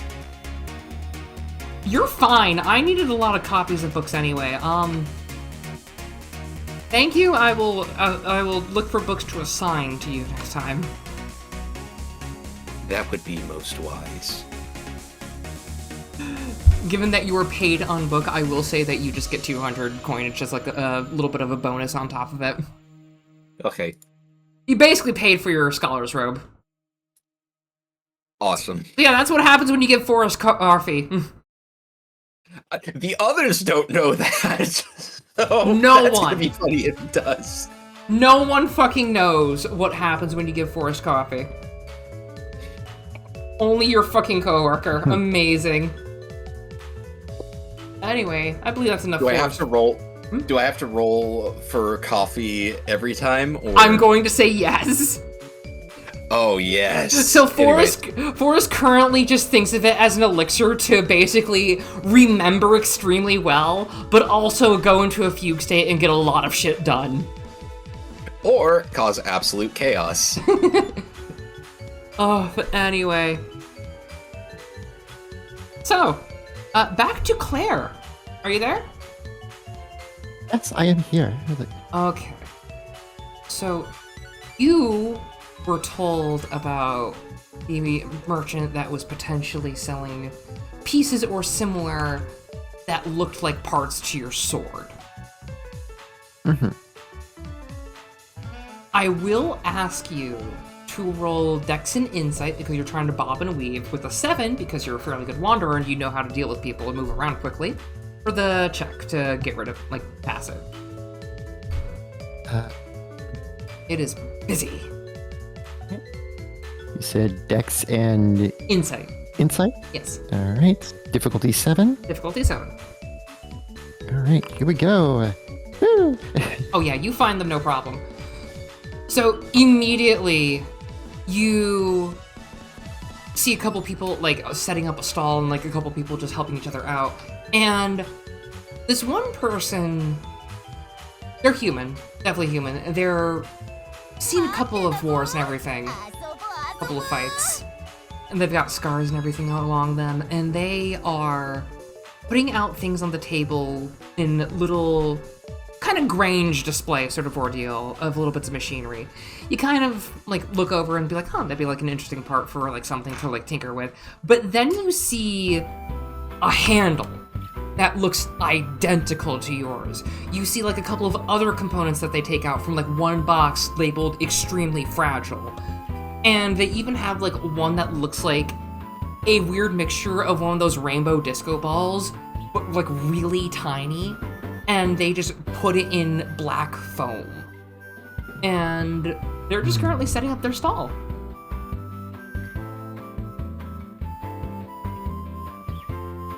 Claire will kind of like wander over and just look over stuff as they like pull it out, like,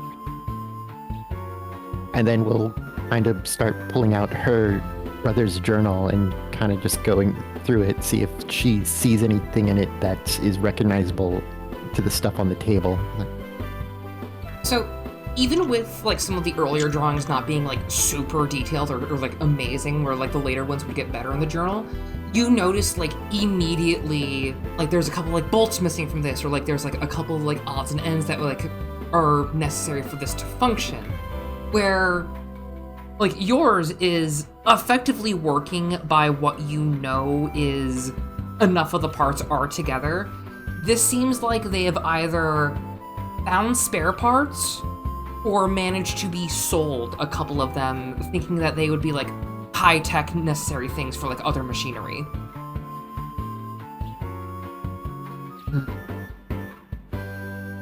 And then they like set up one little thing and they turn towards you. It's like, oh, hey, what's up? Oh, hi. Sorry about that. You just happen to have some interesting parts here that caught my, attention. Oh, yeah, sure. What you looking for? I've got like a couple of TV stands too if you want that, and they're just like outside at the moment. No. I'm just looking at these here. Where did you find them? It's like, oh, these things. There's an old fort in Northwest. I got a couple of people coming by. Real nasty folk. He holds up like part of his hand, like underneath a sort of hoodie. He shows like a fresh-ish scar. Really are a couple of nasty folks, but still, as an apology, we did trade and I got a couple of these.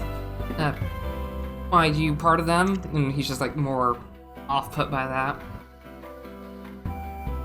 Them? Sorry, car going by. Anyway, he looks over, just like over his shoulder. It's like, yeah, look, I don't know what kind of weird people they are. They cosplay as soldiers and whatnot, but they've got a couple of weapons like yours. Were you part of them or something? Oh, this blade actually belonged to my brother. Your brother.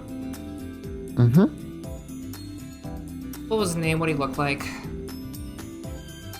Oh, his name is Zwei. Desmond Zwei. He rummages through one of the boxes that held like some of the spare parts and puts one of them, like a small little bit of metal that says ZWE but is missing the I at the end. Like this. She... This went over like... points to... This went over like a part of the sword or something, or like whatever they gave me. I don't know if this would be like yours or something. It's missing the eye. Yeah, it's cracked at the end. That was more of my fault. I was moving it, and I didn't know that these things are fragile without being in the proper thing. Like, these are for weapons, but they work funky. It's like, if they're not with the weapon itself, they get fragile. Like, he pulls off like a little bit of like metal. It's like, This, I took a look at it. It was high-grade steel for even this part, but even then, it looks like it's like a good half an inch thick. Snaps it immediately. Oh. I honestly not had Durandal break on me. Kind of just looks at his hand. There was someone who said that they had one that was like a Mark III or Mark II, whatever that. Does yours have a grade or model? Not as far as I know. I mean, not exactly. He didn't exactly tell me anything about the blade before we. And she kind of goes quiet a little bit before we parted. Well, ew. Anything suit your fancy I can sell to you, but it's like, I can give you more of what I know from up there. It was one of our last stops before we actually got down because the storms kind of hit. Yeah, weird storm happened today too. By the way, you said that it was a fort in the north. Which way now? Yeah, northwest, it's really close to the Nang Prairie Waste. They said that it was encroaching on them, so they might have to move, later next year. But, yeah, they've got, a couple people there, a good couple hundred, seasoned fighters for sure. Definitely gave us a run for our money, but we gunned down a couple people on both ends, and we kind of, had a ceasefire for the most part, did some trade. I know this stuff ain't junk, at least, because they were using it fairly good against me, but I have no freaking clue how, any of this actually works together.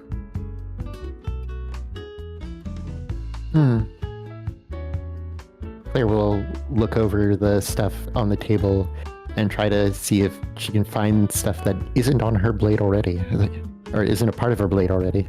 So, as you're examining stuff, it's you know that the handle is not necessary. It's more if you were to make a second one or something similar, or even do repairs on yours, it would fit perfect. It would just need a bolt from yours, pretty much. But other than that, it's mostly just external pieces or things for flair for Desmond's wire or whatever would be put on parts of the pieces or whatever. But that sort of disco ball looking thing, you feel a very strange, reaction in your hand jolt up from your back, as if the sword is moving itself as you feel it. Okay, I would like to take that off your hands, and maybe a couple of spare parts, just in case. For the spare parts, I'm just gonna say 50. That stuff is just whatever. If it's more useful to you, it's more useful off my hands for moving later. But that one I at least know is good for certain Magitech stuff. I'm gonna crack it open. It doesn't break like that. But do you mind if I do? I've cracked it open Sure. before. It's not crack, open it up. Yeah, no, go ahead. Okay. They open it up, and inside is a relay of crystals of just all sorts of colors and shapes. I know we've got a couple of magi in the group. This one right here is good for flammability and other things for that sort of nature. This one is good for stone and earth. This one's a weird one. I have no idea how anyone would have pure malevolence or whatever they said. That's lost to me. But if it's anything to you, I do have to sell it at the price they suggested. I mean, that's fair. What's the price? 600. Yeah, done. Seriously? And if there's a test, I will immediately fail it with my identity of Greenhorn Maginite. This person just stares at you more of just seriously. It's okay, price is good. They hand it to you, and you feel more of the shaking on your back as they kind of give you the little foam box for it, and as it's put in the box, the shaking stops. Wait, hold on a second. How much was it again? 600? 600. So spare parts. 600, Spare parts just 50. I will say it's you get effectively a replacement in pommel and handle and everything in a guard. And you get a couple of bits that looks like it would be tacked on the back to say Zwei, but a couple of the letters are missing. Mm-hmm. You pretty much get like flares, like the spare parts for the exterior. So it can still function as a sword, but not the interior parts. Except for like a cog or two.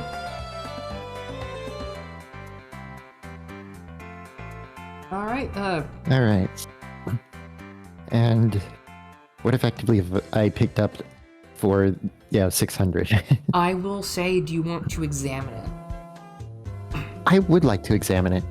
So this is a difficulty of 7 because you have your book and everything. I'm going to say double insight. Alright. Here we go. I somehow did it. So, back on the road and when Helena was examining it, you remember like picking out a certain piece and then looking at it, and when it broke you kind of had like a little moment of like, oh crap, but then it just went back to normal easily. And you remember seeing a part of regulator in it.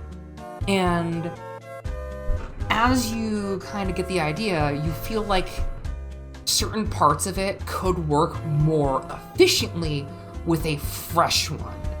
You don't know if some of the parts would need repair exactly in it, but you know that it's at least decent quality, not dirty, or like parts missing for it.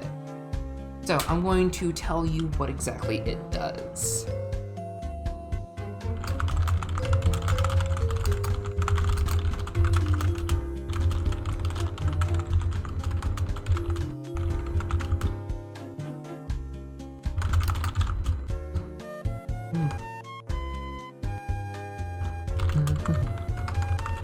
You give us a moment, folks. Note DMing.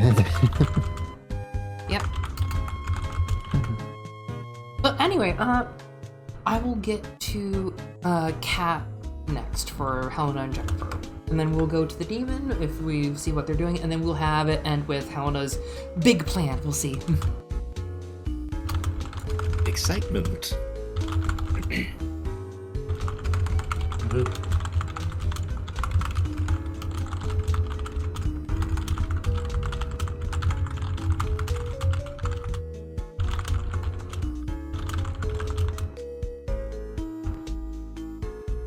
Oh, I love having to settle in after walking around.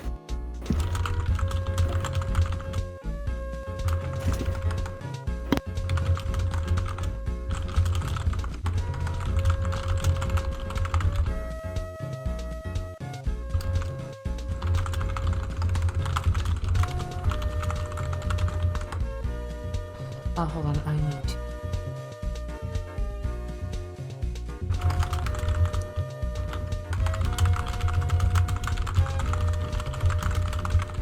Need to what now? There we go. Alright. Thank you very much. It is a part that can be upgraded later down the line. So you basically picked up a module piece for your sword. Oh, this is so good. Yep. It basically counts as an accessory. I will put it on your sheet later, basically, so I don't have to do like anything crazy. But yeah, you picked up that, and he seems rather content to have a sale and everything. He doesn't know the full effects of what the Zwei blade or blades in this instance would do, but he just kind of smiles and gives you a thumbs up. It's like, anything else I can do for you, Missy? No, I think that pretty much covered everything I was curious about here. Didn't think there were more weapons like this. I was like, I mean, someone who makes things is bound to make more. I suppose, but I never knew my brother to be more than just a solitary person. Even people will need some kind of companionship eventually. Seems so. I guess there's a lot I don't know about my brother after being separated for years. Oh hey, if I get any news of this Desmond guy, or if I get more parts, and if I'm around still, that is, I'll be coming back. Look for you. How about that? Sounds good, honestly. I could certainly use some help. It's been kind of a pain trying to, well, backtrack where he's been. Even if I do have his journal in hand.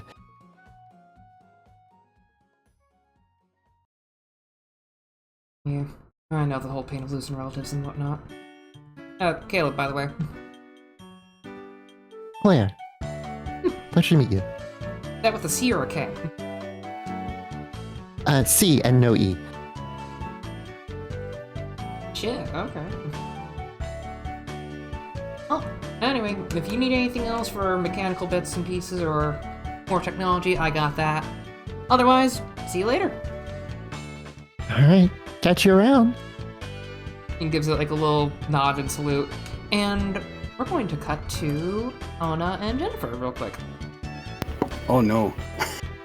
As you go in, you see someone that looks like an amalgamation of just a normal person with like praying mantis parts, but they look more mechanical rather than like mutated. Oh, sweet. And they just So a kind tech priest. of more wooden doll rather than automaton.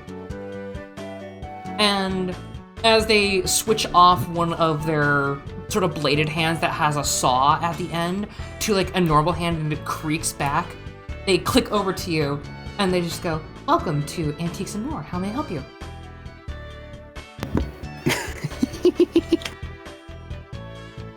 I'm just...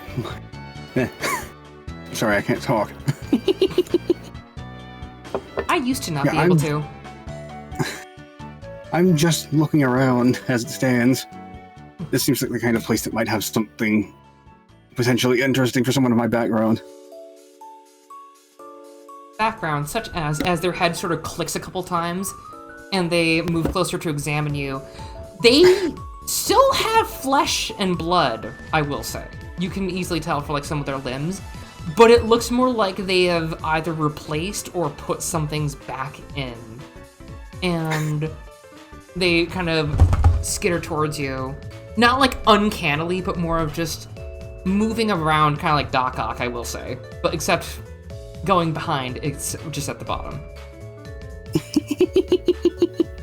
What might you be interested in for flair? Say what? What might you be interested in for flair? What do you mean by flair? Your aesthetic, your genre savviness. Oh. I don't know. Oh, you lose immediately. What? You lose immediately. I don't get it. Genre savviness looks at picture of Shantae. Oh. God. It's drip or drown here. Yeah. Wait a moment, hold on. This is technically in 2050. That can count as old slang, like dude.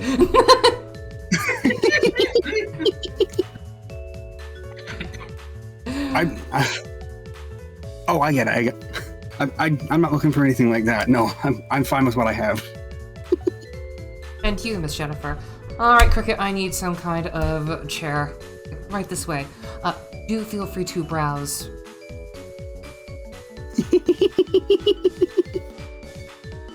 I will say that this is just a general antique store. You kind of have more options for just like finding old shit. And it's like, as in heavy old shit, like the kind of mahogany dresser that no one wants to buy because it's too heavy to move up and down stairs, so they wouldn't do it anyway.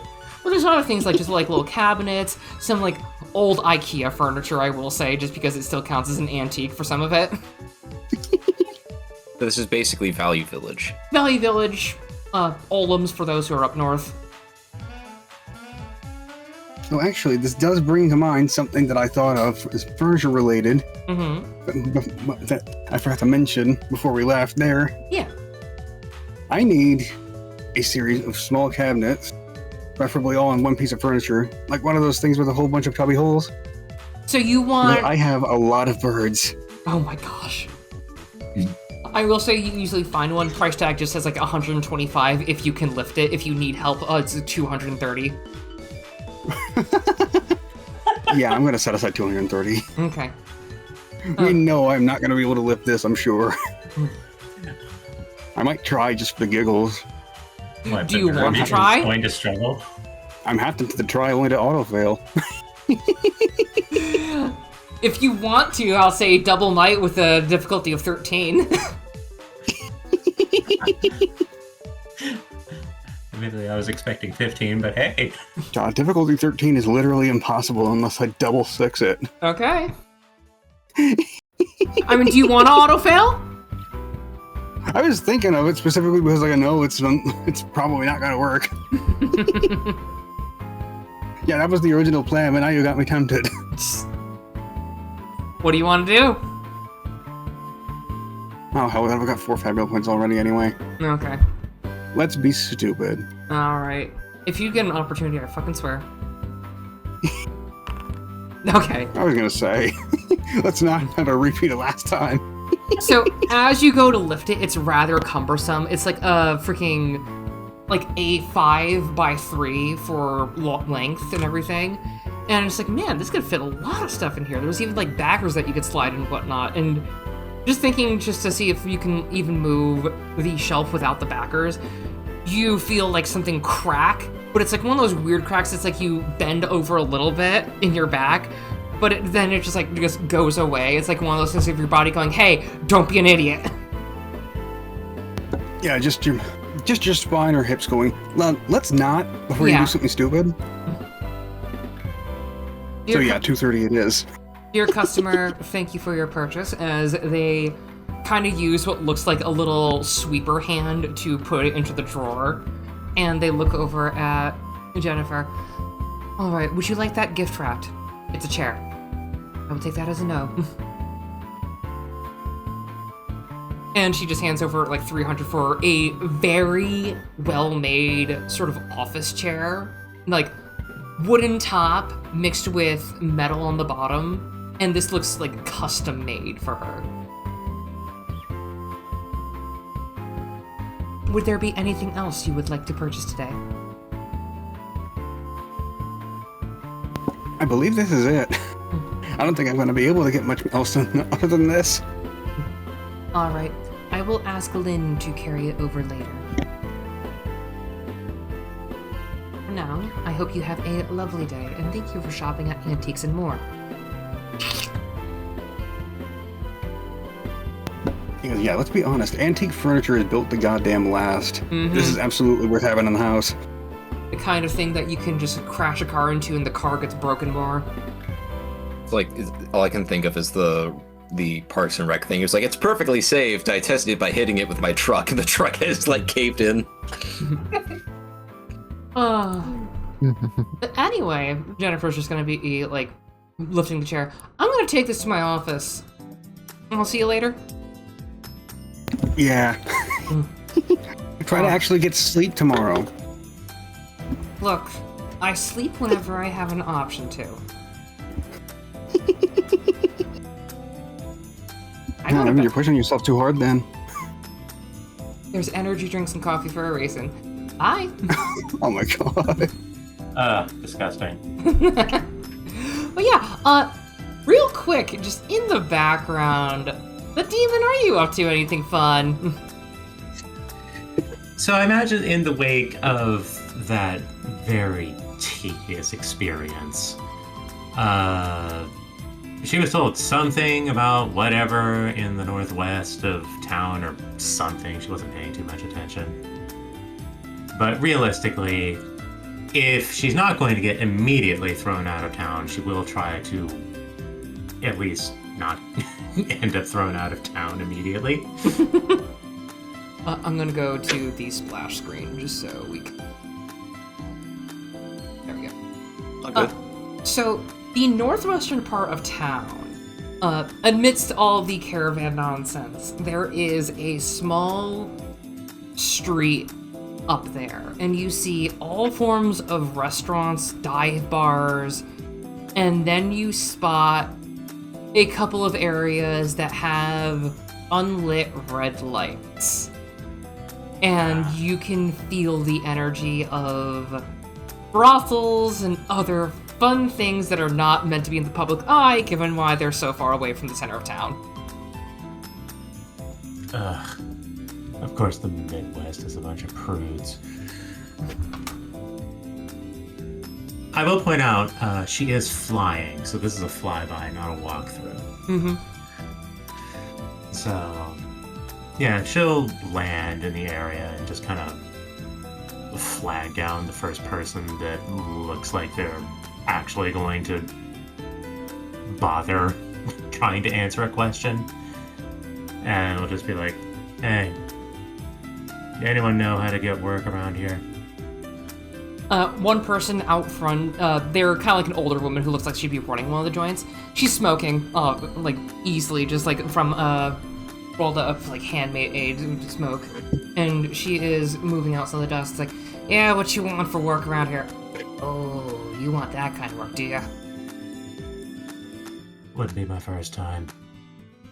Look. You know the usual rundown, right? Mm-hmm. Alright. Anything nasty in ya, or nasty from outside of ya, anything that we gotta worry about for anyone potentially, you know, dying or whatever, if they aren't into that kind of shit. The only thing you need to worry about with me is that I eat vital essence. People will be asleep for a while, but they'll get better. I mean, so long as they pay first up front, then. Okay. Want to be hired by me, or are you looking for someone specific? I'm picky right now. I'm sorry? I'm not picky right now. Yeah, alright. So, you pick your time slots. I only ask that you work at least 2 or 3 days a week. We open up at 6 p.m. If you don't want to do with some people, you can work up front. And she brings you in to one that looks more like there's actual, like, dive bar up front, but there's rooms in the back. And she's like, alright, you can call me Great Annie Nonsense if you want to have anything fun with that, but otherwise just call me Sheila. Everyone just calls me the demon, so whatever. Oh, I like the stage name. Okay. Oh. You're hired. Sign here. And she pulls out, like, a little, like, slip that just says you are authorized to work here and nothing else. She's going to, like, eyebrow at that. Wow, the demon, you get to, get paid for eating? That's great. When I heard like people dying or some people into that, I'm just like, there are people who have a dying fetish and they have revivification magic. God, Yeah. imagine the stage mode after that nut. But yeah. She's going to, like, eyebrow, like, the paperwork, and, like, she'll open her mouth as if she's about to say something, close it, and just, like, she's just gonna sign with an X because she, like, doesn't care. Alright, we're good. Paydays on Fridays. You can quit anytime you want. I ain't gonna keep you here. There's so many of the guys, gals, and non-binary pals that are all free-winded and they'll go where they please. Alright. Rooms on Are the there left lodgings upstairs. here? Are there lodgings here, or do I have to figure that out on my own?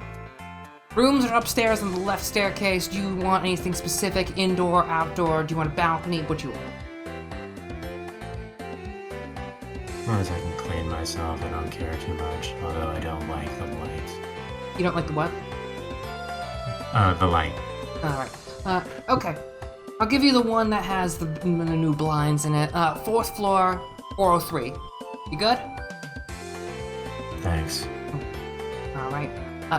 All I ask is no inviting anyone unwilling up there that is a customer. Say that again, please. Only thing that I don't want up there is anyone unwilling that is a customer. Like, you can use your bedroom if you want to, but they have proper rooms for it. Gotcha.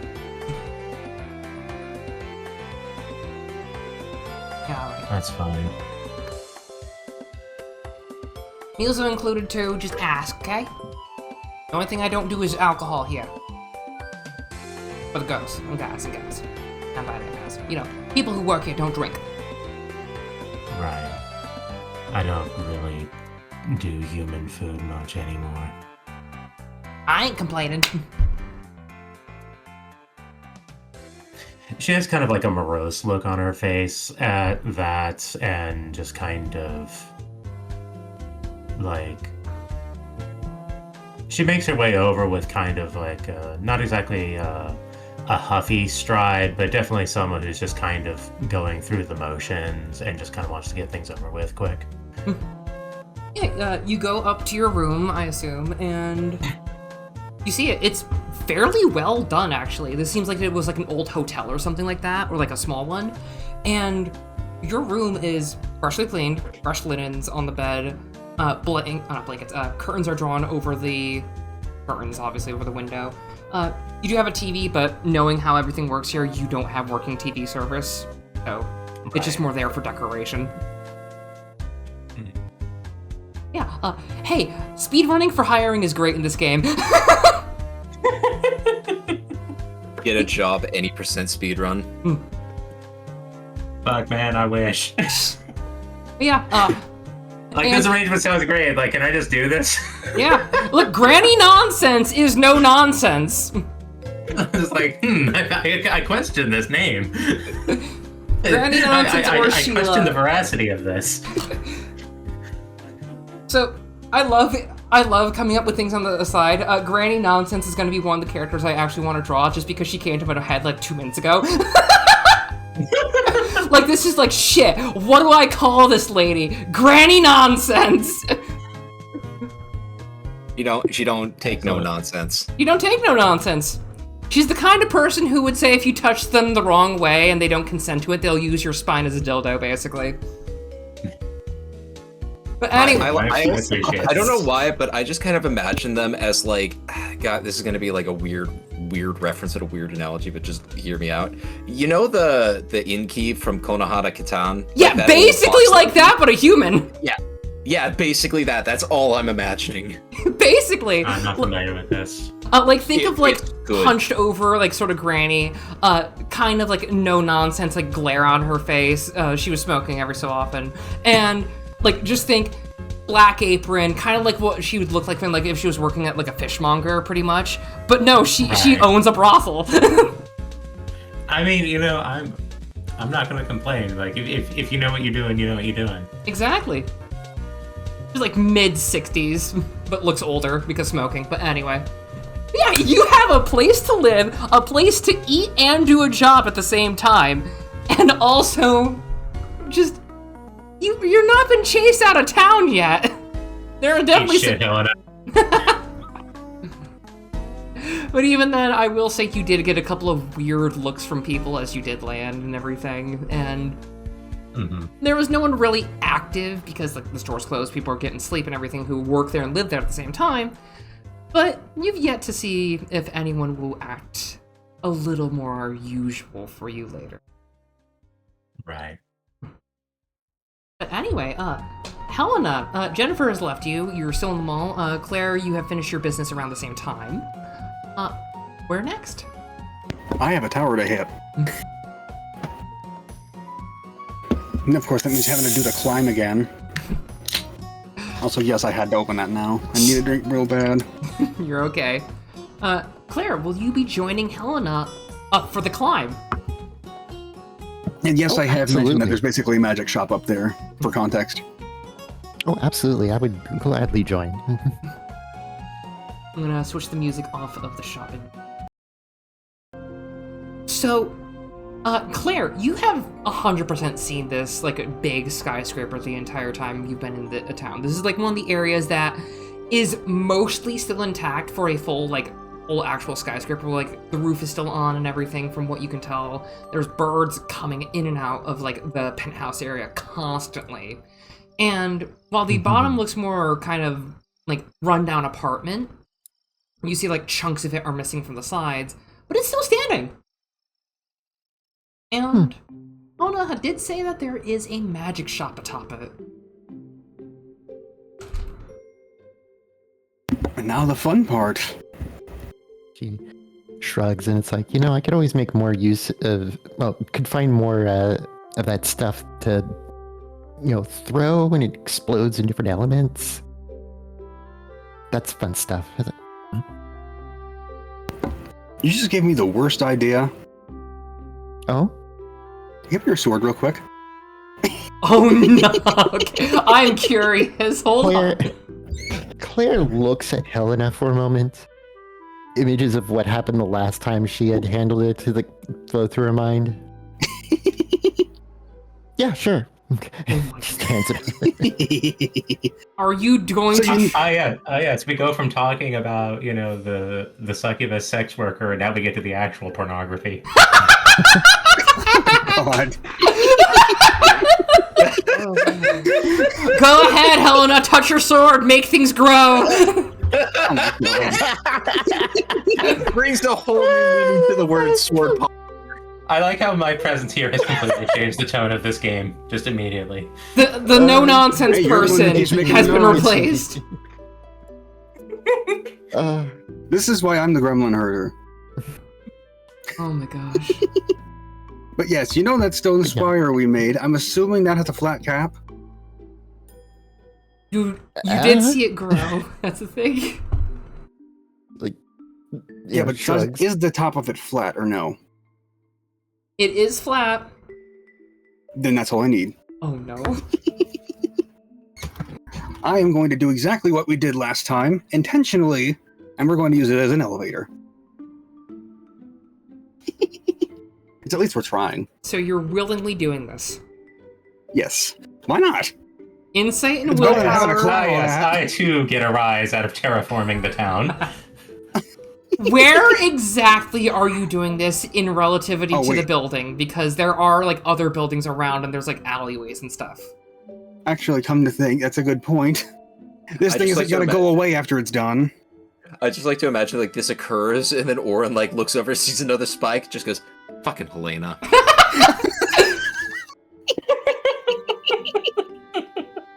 But yeah, that's actually a good point. Just remembering that this won't disappear after it's finished, like most magic will. So maybe this isn't the best idea. Maybe we should at least try to climb it first, she says. As if just realizing how bad of an idea she was just about to commit to. Yeah, no, sure. I could do with the exercise. Oh, goodness. Do you go your usual route? Yeah, I was about to do something legendarily stupid. I mean, legendarily stupid does make fun things happen. Yeah, it is fun and funny, but let's not go getting ourselves in trouble. Alright.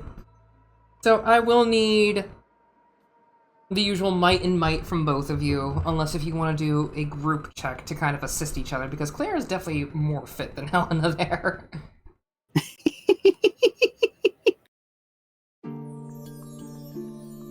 Brunia? Oh, goodness. Yes. Okay. I'm going to ask for a group might and might check. All right. Do you want to lead or should I lead this one? You should probably lead this one. All right, group check. And you said might and might. Group difficulty? And support difficulty? So, real quick, for group difficulty, that means the total or the only thing that they're meant to for average? I'm just trying to remember how it works because I completely forgot. I think group is the final one that has to be met. Support is the role that character supporting me has to meet to give me the bonuses. I'll say because you're there, it's a bit easier, so 10 for sure, and definitely or cat 10 as well. So 10 and 10. 10 and 10. All right. Here we go. Submitting.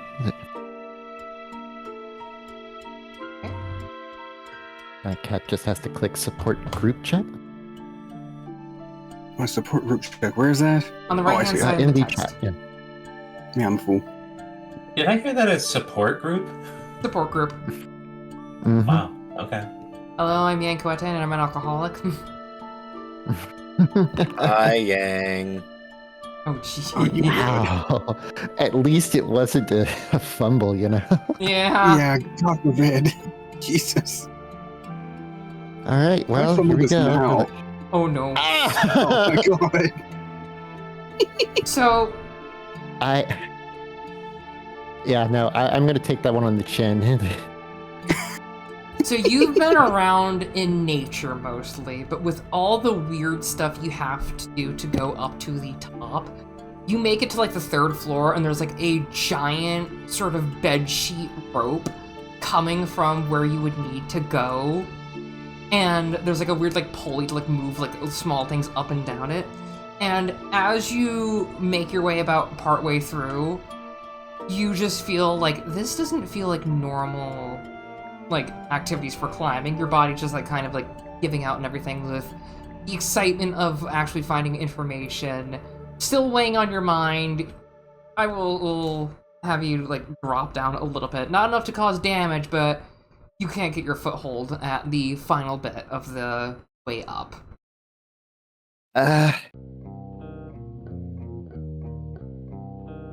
Oh, this building hates everyone.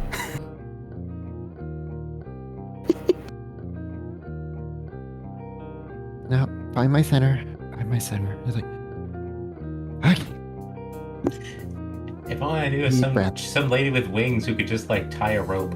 Gee, yeah. Or like a tree person who can just kind of like, you know, like skitter his way up along the sides like some sort of weird Spider-Man. Or anything else in your inventory and skills that would be good. Yo, I actually looked and I got nothing.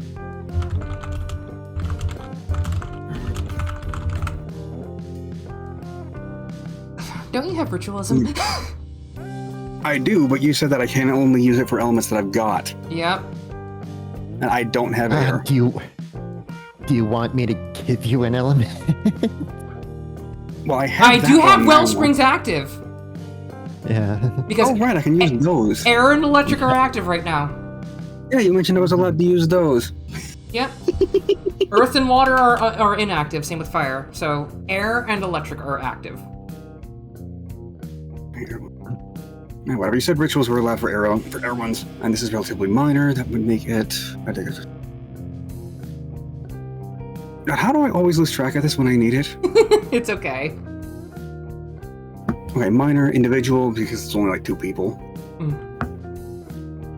MP 20, difficulty level 17 or Yep. 7. Yeah, no, Yeah, not number 17. 17 impossible. Jeez. Yeah, that's oof. So yeah, basically easy pickings. Yep. Are you counting for 2 bodies or just 1? Just the one. Oh. Well, actually, it should be both of us, but because, you know... Well, I guess it would count as small, wouldn't it? Mm-hmm. No, so that would make it 40 MP then. Yeah. I will say that everyone did get a rest like after the boss fight if you need to do that still. Yeah, it was already full anyways. Oh, what a cost. Okay, what was Elementalism's thing? Was that willpower? 7? I swear to God, if this fails again.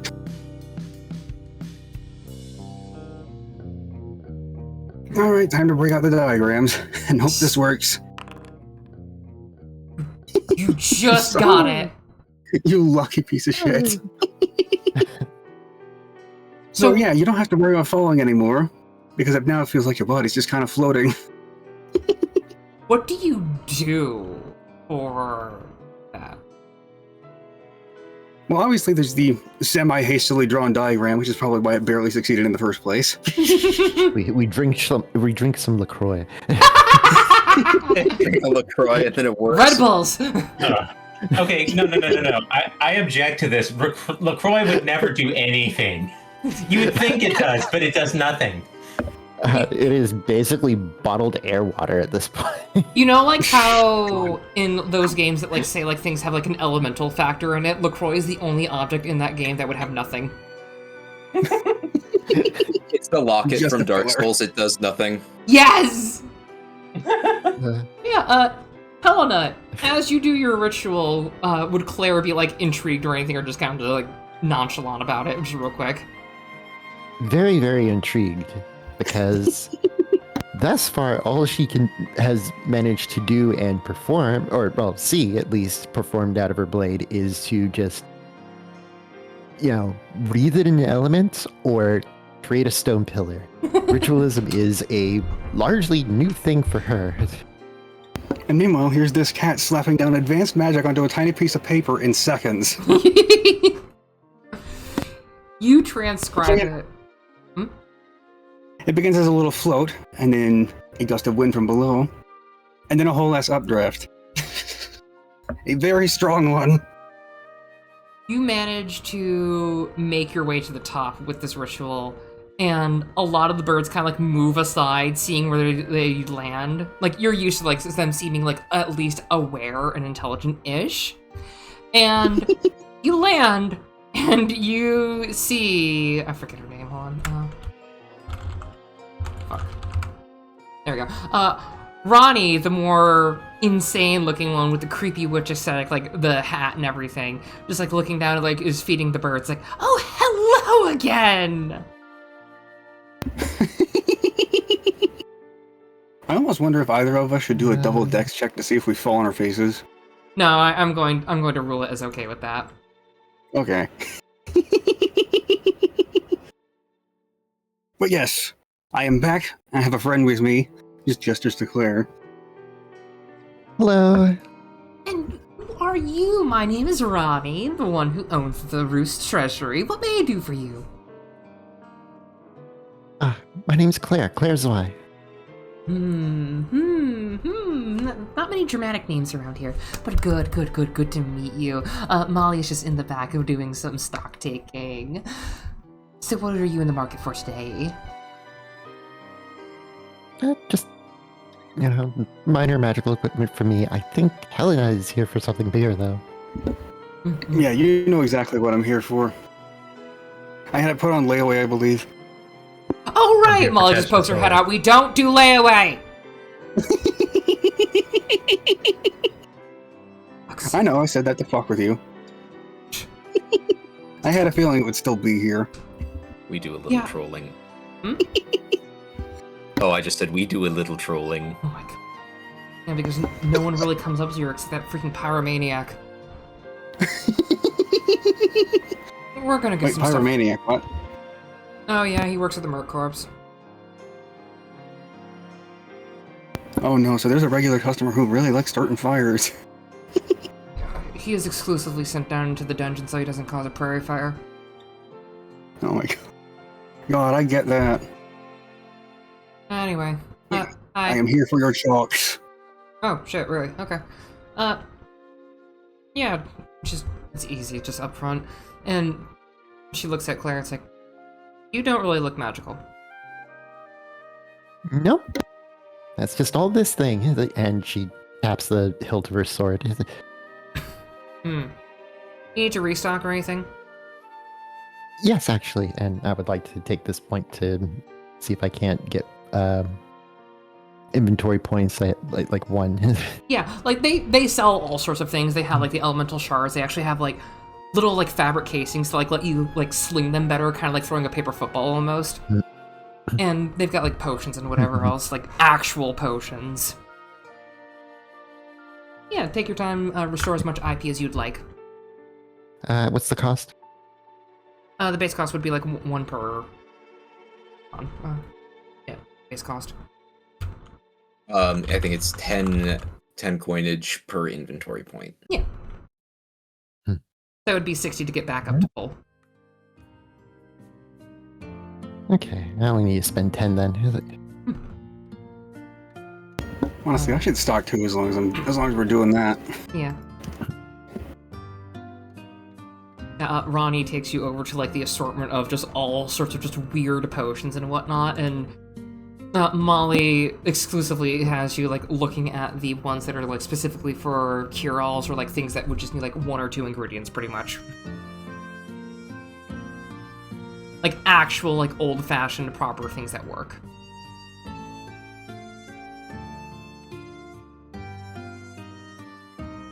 Is there anything else interesting that I noticed on the way, actually? Let me actually Since it's get from the the list. last section.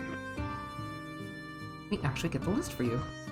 Claire, you see mostly just like weird trinkets and stuff that looks like they would be like fresh from the trash or whatever. But in the more magical section, there's actually like a large assortment of old books, like uncovered, unlisted, uncatalogued books. most of them are just like odds and ends sort of ordeals. Where's the ritual chalk? Hold on. Ritual chalk is 500. For some other things, yeah, I'm going to give you the catalog.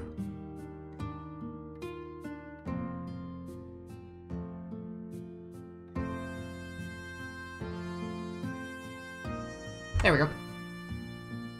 If you want, you can get either foci, wand, or reagents pouch for weapons, as well as like the usual like grimoire or tome or whatever you want to call it, as well as the staff, sage robe, and there's also upgraded sage robes and such. There's also a very nice brooch with a large piece of quartz in it. Dang, I could afford some of this stuff on top of what I'm already getting. But that would completely wipe my money.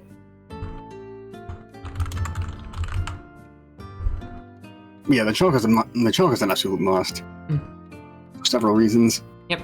For those who don't know, ritual chalk is an accessory item that I have made to make rituals more effective.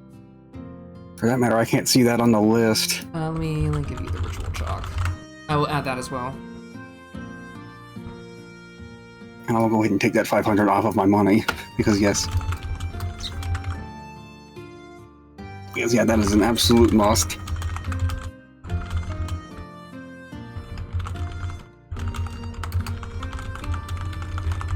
Alright. Yeah. Ritual chalk is just a minor accessory I adore. Because it makes sense. Oh, I meant like I can't see it in the foundry items. Oh, I have to put it in. Like, that's another thing I was doing for, like, waiting to see if people would actually buy it, because, look, last night I had a fever, I was sick as fuck. Oh, You're feeling better though. Yeah, you buy the ritual chalk, and Molly, like, sort of, like, puts it in a leather sheath to, like, notify that it's actually for Arcanist, right? Elementalist, actually. Okay, you're getting Elementalist. The leather sheath is actually, like, a little bit of each color for, like, the 4 base elements of, like, fire is, or, like, orange, earth is, like, yellowish. Sort of that thing. Alright, you know how this works, right? You just imbue the chalk with a little bit of your mana, and it works as a conduit, right? Well, I know now. You bought something magical without knowing what exactly it does. I can figure these things out easily enough. You just made it a lot easier. Oh my gosh. Oh fuck, I've dealt with those types, I hate it. Do I need to worry about anything coming from your house or whatever? No, nothing like that. All the birds. All the birds come here. Really? Because I've had a whole lot of birds roosting in my trees lately. Those are probably some of ours. But yeah, I come from a long-running magical family. You don't have to worry about me doing anything stupid with this. Oh, ew, okay. So, as you're kind of checking out, Claire, what are you doing? Are you doing anything specific, or...? Like, she is going to be looking around the various books and grimoires.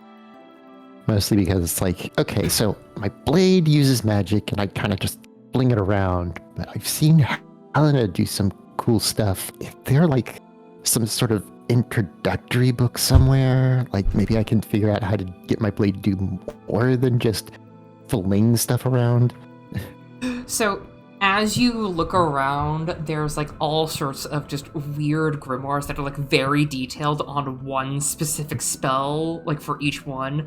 They get like either way too high up above your like grade for like level. Think of like a 5th grader looking like at a calculus book, pretty much.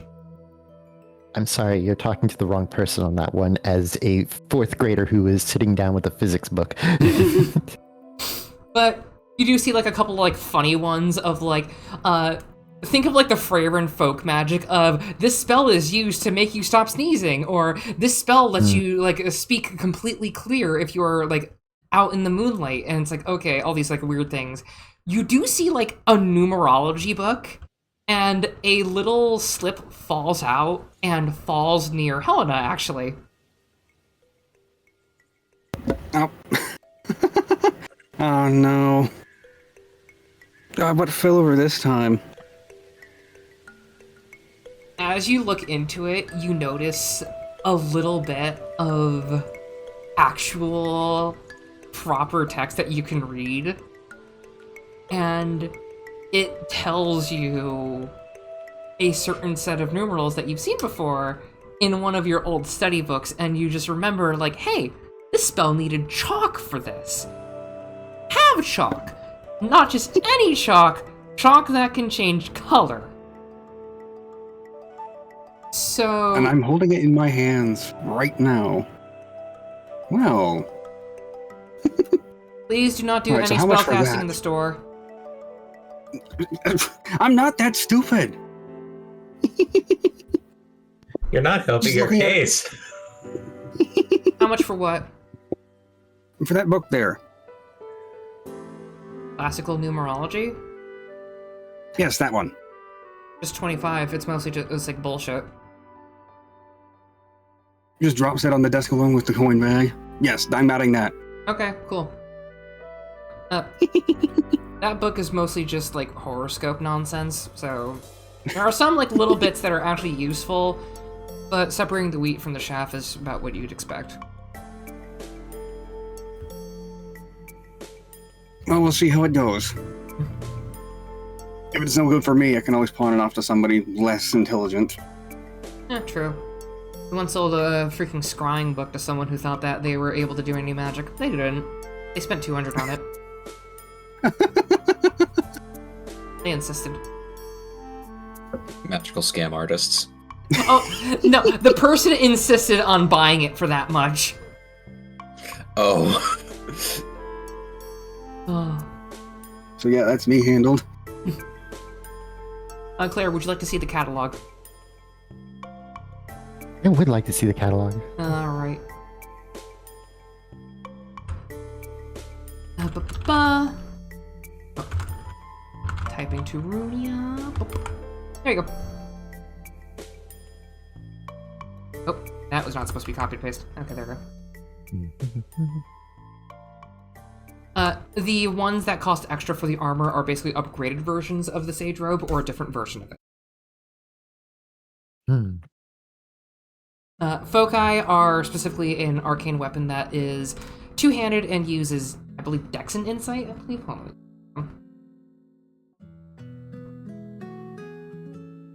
Foci do, yeah, Dex and Willpower for their magic item. The wand is effectively a staff, but one-handed and a bit weaker.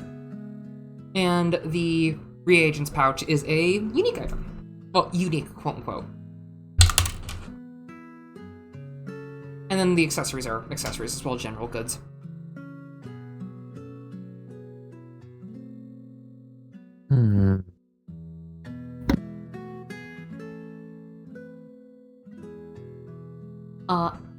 If you do want to look through books for like finding something that'd be more of your knowledge level, I will say roll Insight twice for a 7.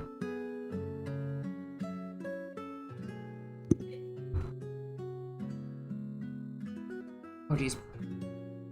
Those need to crack.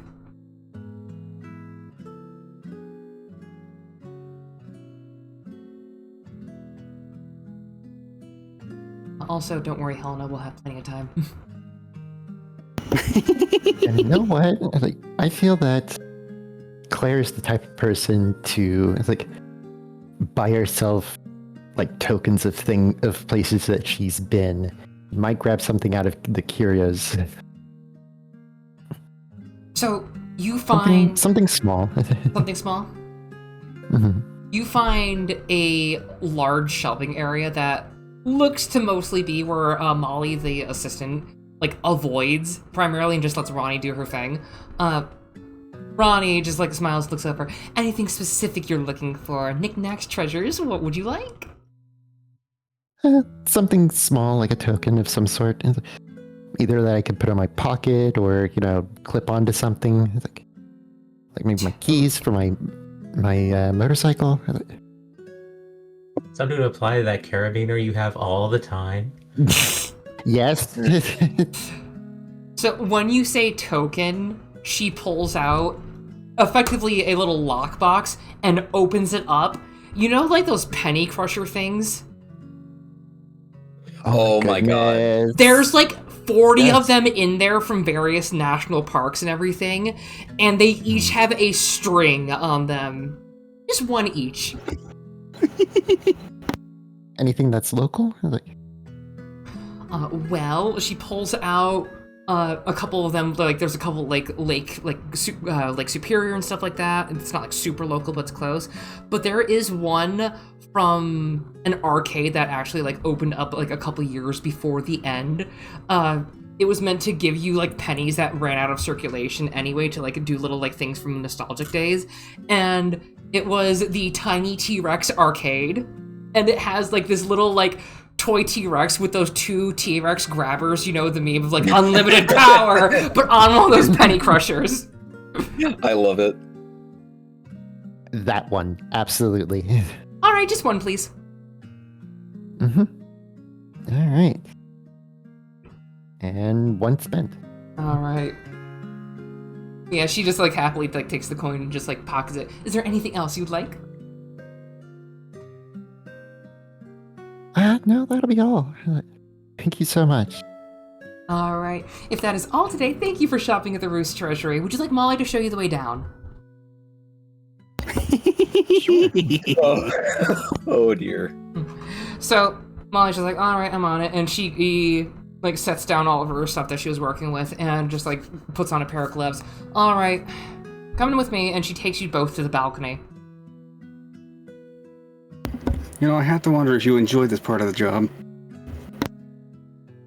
It's endearing. Mhm. So she There points goes the down. balcony. She points down to another building, like a good couple blocks away, with a mattress on it, and you like. She puts her finger It's up her endearing, back, she says as she shoves them both out of the window. and Fenestration. she just like rubs her hands together. All right, have you ever flown before?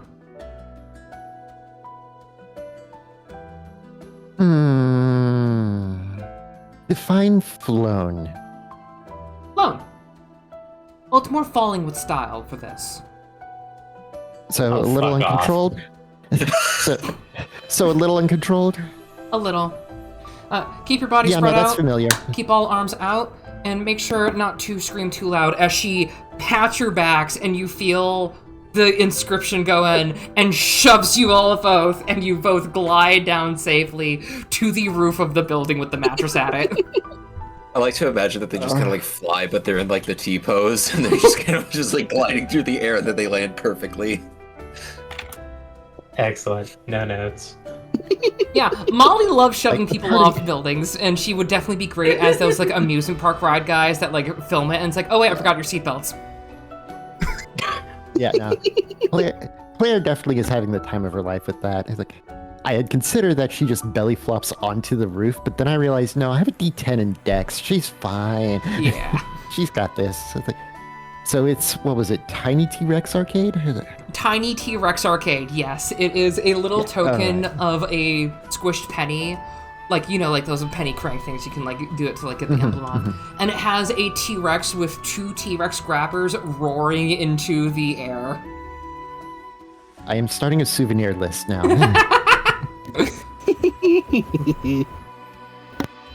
We're going to get stairs soon, don't worry. No rush! Please. She Do waves worry, back. the stairs are going to go up. The stairs don't go down. The upstairs is working, but the downstairs is not. Don't worry, we have an alternative for that. I was gonna Exactly say, where like, this- it's like I think we have like some prescription stuff for that. I know exactly where this ladder goes. Really? Where does it go? And it's like, it goes up. Brilliant. How did you make that deduction? Well, in the game of snakes and ladders, ladders go up, snakes go down. Damn it, I No, really no, wish no. I made Molly a snake now, but no. No, all I can imagine is that it's like, oh, we only have upstairs, but don't worry, we have the snake that takes you downstairs, and it's one of those, like, you know, the like plastic tubes that you had when you were like in the child play places, but it's like a slide. It just goes down. Oh my gosh. But there is one thing I would like to do. Ona has material for something special. would you all be convening at her house for the three of you? Because a certain the demon is that way. Yeah. I'd say probably Forrest has picked up his new apparel. Yeah. And is now like walking back. So all of you see Forrest in a brand new, very unique looking robe. It specifically has buttons on it, kind of like a bathrobe, because otherwise, Forrest, your head would basically just rip it. And she added a little bit of flair. You know, like those grandma doily things that have like all like the lace and everything? Yeah. Around your neck is a like haphazardly cut and rewoven bright brown like lace thing that looks like moss that decayed. Oh, hell yeah. Like, she took, in effect, your basic style.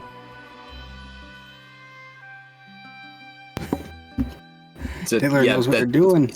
That's what you see approaching.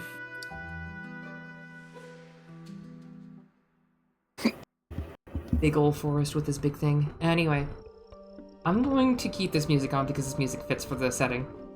So, I don't know, would you like to set up the ritual with me? Yes, there is much to do with this now that I've got these. Mm-hmm. And now that the floor is finally clear for once. So yeah, it's time to break out some chalk. Go through a book and see what I can find. you remember seeing the numerology thing in like a little slip for like later, and you bring it to one of your other books, and you have established contact with entity if required. And you remember back to like your family telling you like this is an extremely powerful being, and like they have tons of other smaller or lesser beings that work under them that can assist with any type of magic. They know a near unbelievable amount of information as you start setting up the ritual. The fun part is I've probably done something very similar to this before, but it didn't go too well then. You move aside remnants of old things and like make sure that there's enough space. You have two larger circles. One changed red, like as you imbue with the chalk with energy, it changes to whatever color you need. It goes with your willpower. One is like a deep red circle. One is a green circle. You have about 12 sort of oblong shapes in between them. And you draw a squashed parabola that is upside down. And you remember that it's not a very malevolent or like violent ritual. You do know that there needs to be space. Forrest and Claire, what will you be doing while she sets all this up? Would Forrest know what kind of ritual this is? Roll, Due to his nature as a thing?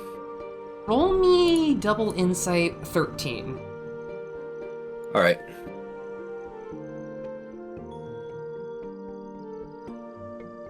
There we go. Do you mind if I reroll that one by using my identity as a mimetic entity? Go for it. Trait reroll. 5 or higher. Okay. God, look, don't fuck with me. Oh, I gave you a 1. No, it gave me a 2. It just added 1, but fuck. Anyways, I'm pretty sure he's just like, I don't know what this is. Helena looks like she's done this before. You get like some kind of inkling, but from the coffee incident earlier, you're still kind of like reeling back and you can't like access a lot of your memories like potency right now. I'd say Claire just kind of sees like Forrest kind of like looking at his hands just oddly, because he's starting to kind of think that there's like flowers blooming on them, but then he's like, but there's nothing there, and he's just kind of like going back and forth and just kind of taking a look around. Claire just kind of raises an eyebrow and is like, "You okay there, buddy?" Just like pats him on the side. There's no blossoms on my fingers, correct? No, not at all. That's good.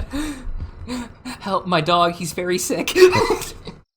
Oh my god. Claire shrugs and then turns back to what she's doing, where she's just kind of tinkering with her blade and the new device that she has gotten. See how well it like how it's supposed to fit, how easy it is to do that. Like, how much time would it take to swap it out, that kind of thing. Can I ask one thing? Yeah. Would Helena have like a tub of like coffee or like instant like espresso or something like on the counter? Because I kind of wanted to see that thing. You did get some coffee, I will say. Okay, I have already implied that she had coffee. Okay, I'm just gonna say this. There's like a jug of it on the counter, and Forrest is kind of looking at it like Lois in the Clothes meme. Oh my god. All right. No. He's not going for it, but it's like the temptation is there. So, Can I just say that this is why I don't fucking endorse coffee ever? same. Like, it is. I'm a it is responsible very coffee addictive. drinker, and Fornea knows this. You're like the one person I tolerate because you actually detox regularly. Mhm. I mean, I just have like a cup of like coffee, but I drink copious amounts of water and stuff between. You And pee it plus I out, got my basically. decaf. But Pee it out, basically. Like, detox, Yeah. like you said. Oh, no. When I say detox, I mean like the addiction of the caffeine. Oh. I thought you meant just in your body. Okay. No. Yeah, no, like I always take a weekend off from coffee. Good idea. Coffee I can should ruin probably things. do that. I will leave the tinkering for next time because we do need to end soon. But, Elena, Yeah, as, as you draw the necessary circle around it all, you hear it start to vibrate ever so slightly around you. As the chalk has not gotten any smaller, actually. Like, this chalk is magically imbued to be constantly, like, repairing itself, basically. And do you activate the ritual? I mean, absolutely, just fucking do it. All Why right. wouldn't I do it at this point? I've already drawn it all out. You remember to set your hand down on the green circle to establish the connection. And you hear it start to light up in the numerals that you place down, with them actually floating into the air. Do, do, do, do, do, do, do. 9 digits, and the parabola shape turns up. And you feel the whole house start to vibrate. God, the whole house. Not helping the pornographic allegations, I'm just gonna say. I know, but I'm going to make it even worse. my Oh, God. good. And you hear the parabola click, even, as it floats through the air. The chalk dust establishes the connection. And all three of you, because you are at least somewhat magically inclined, feel this reverberation kind of rattle through as connection is established. Thank you for calling Hex Support Ancestral Guidance. How may I help you? Oh, thank God it didn't break this time. And that'll end it there. I love it. So, Oh boy. did anyone connect the dots with the ritual? The I would 12 really oblong circles, the green and the red, the squashed parabola, and the vibrating. I am racking my No. brain. I'm trying to She think. but fucking I made don't a It's phone. a phone. She made a phone. Yeah, I was gonna say, Oh, my is this like God. is this the spell equivalent to a rotary phone? Yes. Okay. I didn't really the pay exact attention to what half the solution. materials were, but it's like as soon as you said parabola, it's like, oh, it's a phone. Yes, it is a phone. So, yeah, Helena has established connection with ancestral guidance, Hex Support. I love it so much. I'm always appreciative of as- being able to just call a session on a stupid joke. As a witch, the idea like that we're now using this instead of a séance is kind of like I don't. Gosh, time has moved fast. I mean, the rotary phone and the seance would be like the same difference if we were to say like a seance today would be a rotary phone in 2250. But anyway, as I give everyone EXP, I'm going to ask everyone to shout themselves out. Oh boy. Let's let our newest party member. Man, I always go last. Fuck you. I mean, I can go if you don't want to. There we go. I like going last because then if I get very forgot Fornia. long-winded and keep going, I'm not like show-stopping anyone else. Okay, I can go first if that's all right. Go for it. All right, I am Lucky, the Koi Fox. I'm a Koi Fox VTuber. I tend to stream randomly because depression decided to kick my ass recently, but I'm trying to get back into it. And I'm currently playing through Resident Evil 2 for the first time. Where can they Original find you? or remake? The remake. I enjoyed that one. I never liked the original. Yeah, the camera issues can be a thing. I don't like horror that's actually meant to be like scary or whatever because it's just the dullest, most boring shit to me.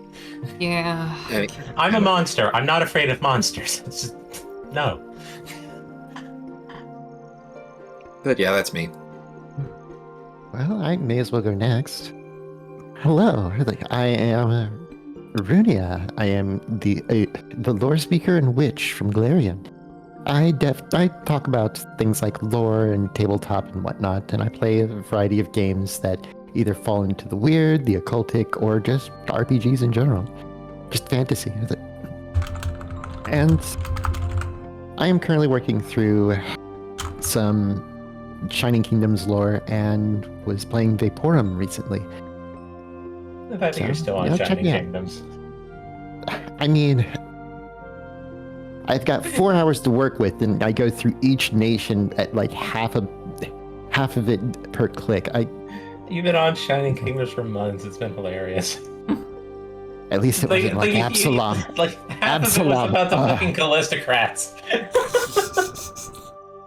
Anyway, yeah, you can check me out here on Twitch as well as on Blue Sky. Occasionally, I post bizarre little builds on Blue Sky because I'm just like, it's 11 at night, but this thing won't leave me alone.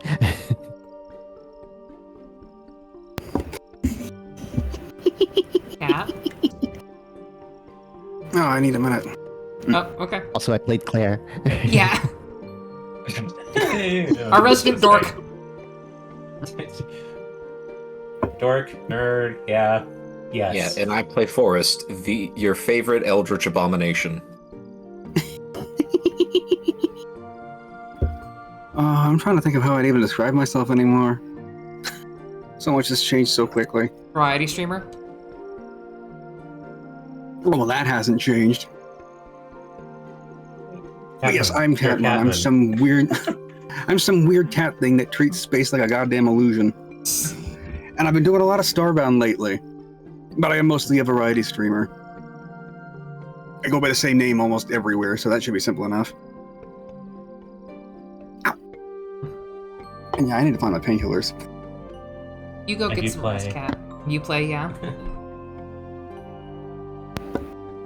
And I play Helena, The the one that... resident witch who keeps on getting lucky with her thunderbolt rolls. And touching swords. Yeah, touching swords, making things grow. The slash shippers will go crazy. And now she's calling someone. Anyway, Fornia, our newest person, what would you like to say about yourself? Alright, well, first of all, I am Borne. Make sure to pronounce that one correctly. I am definitely in the variety sphere. That being said, I have a history with both retro stuff and some speedrunning stuff. I used to do running SMZ3 on the regular on Sundays. Just kind of time trial that one. Came close to beating 3 hours. Didn't quite achieve that one. I haven't been streaming a lot for basically the past year, just by virtue of like life related things, and also just kind of going through a a model shift. I used to have a mermaid, and that stopped feeling right because, you know what? Pretending to be say-so is an act I can only keep up for so long because, well, one, look at me. Two, look at the character I'm playing, and then do the math and figure out why this don't add up. And I am trying to get back into things. I'm actually quitting my job for personal reasons. Not that there's anything wrong with my job. I love my job, but the things I need to do my job, completely unrelated to the job, make it untenable. So I'm going to have a lot more free time in the future. So I'm probably going to be streaming more since that's going to become financially necessary, which is not great, but that's where we are. I am playing the demon, who is the first succubus in the world. And she has no one to really identify with and is a very isolated person who doesn't really feel like she belongs anywhere and is just kind of losing herself to this fact. As you might have noticed, she's a bit prickly. Every rose has its thorns. For now, make sure to support all these cool people. They're amazing. Go follow them on Twitch, Blue Sky, whatever. I'm going to raid into Riddle because he's a cool dog boy. Oh, also, I don't know how to phrase this. Rooney and I are girlfriends. So. They're cute. Yep. She is cute. I am gorgeous. And I will accept Oh, yeah, that no. last. Absolutely. Like, What was it that Hootie said? They're adorable and deserve all the happiness. Oh I'll god, if argue that one. Faye thing changes Forrest, he sounds like Hootie. No! I know you want to play a Please, clown, no. Lucky, but please. No, No, just play Dark Cloud 2 if that's the case. Come on. Oh my gosh. Any more remarks before I close the game and we all go see a dog? Nope, I'm good. I'm hot. Yes, Rudia? And I will have more like things to shout to provoke people by the time we come back. I'll see you all later. Goodbye! Oh boy. Bye. Bye.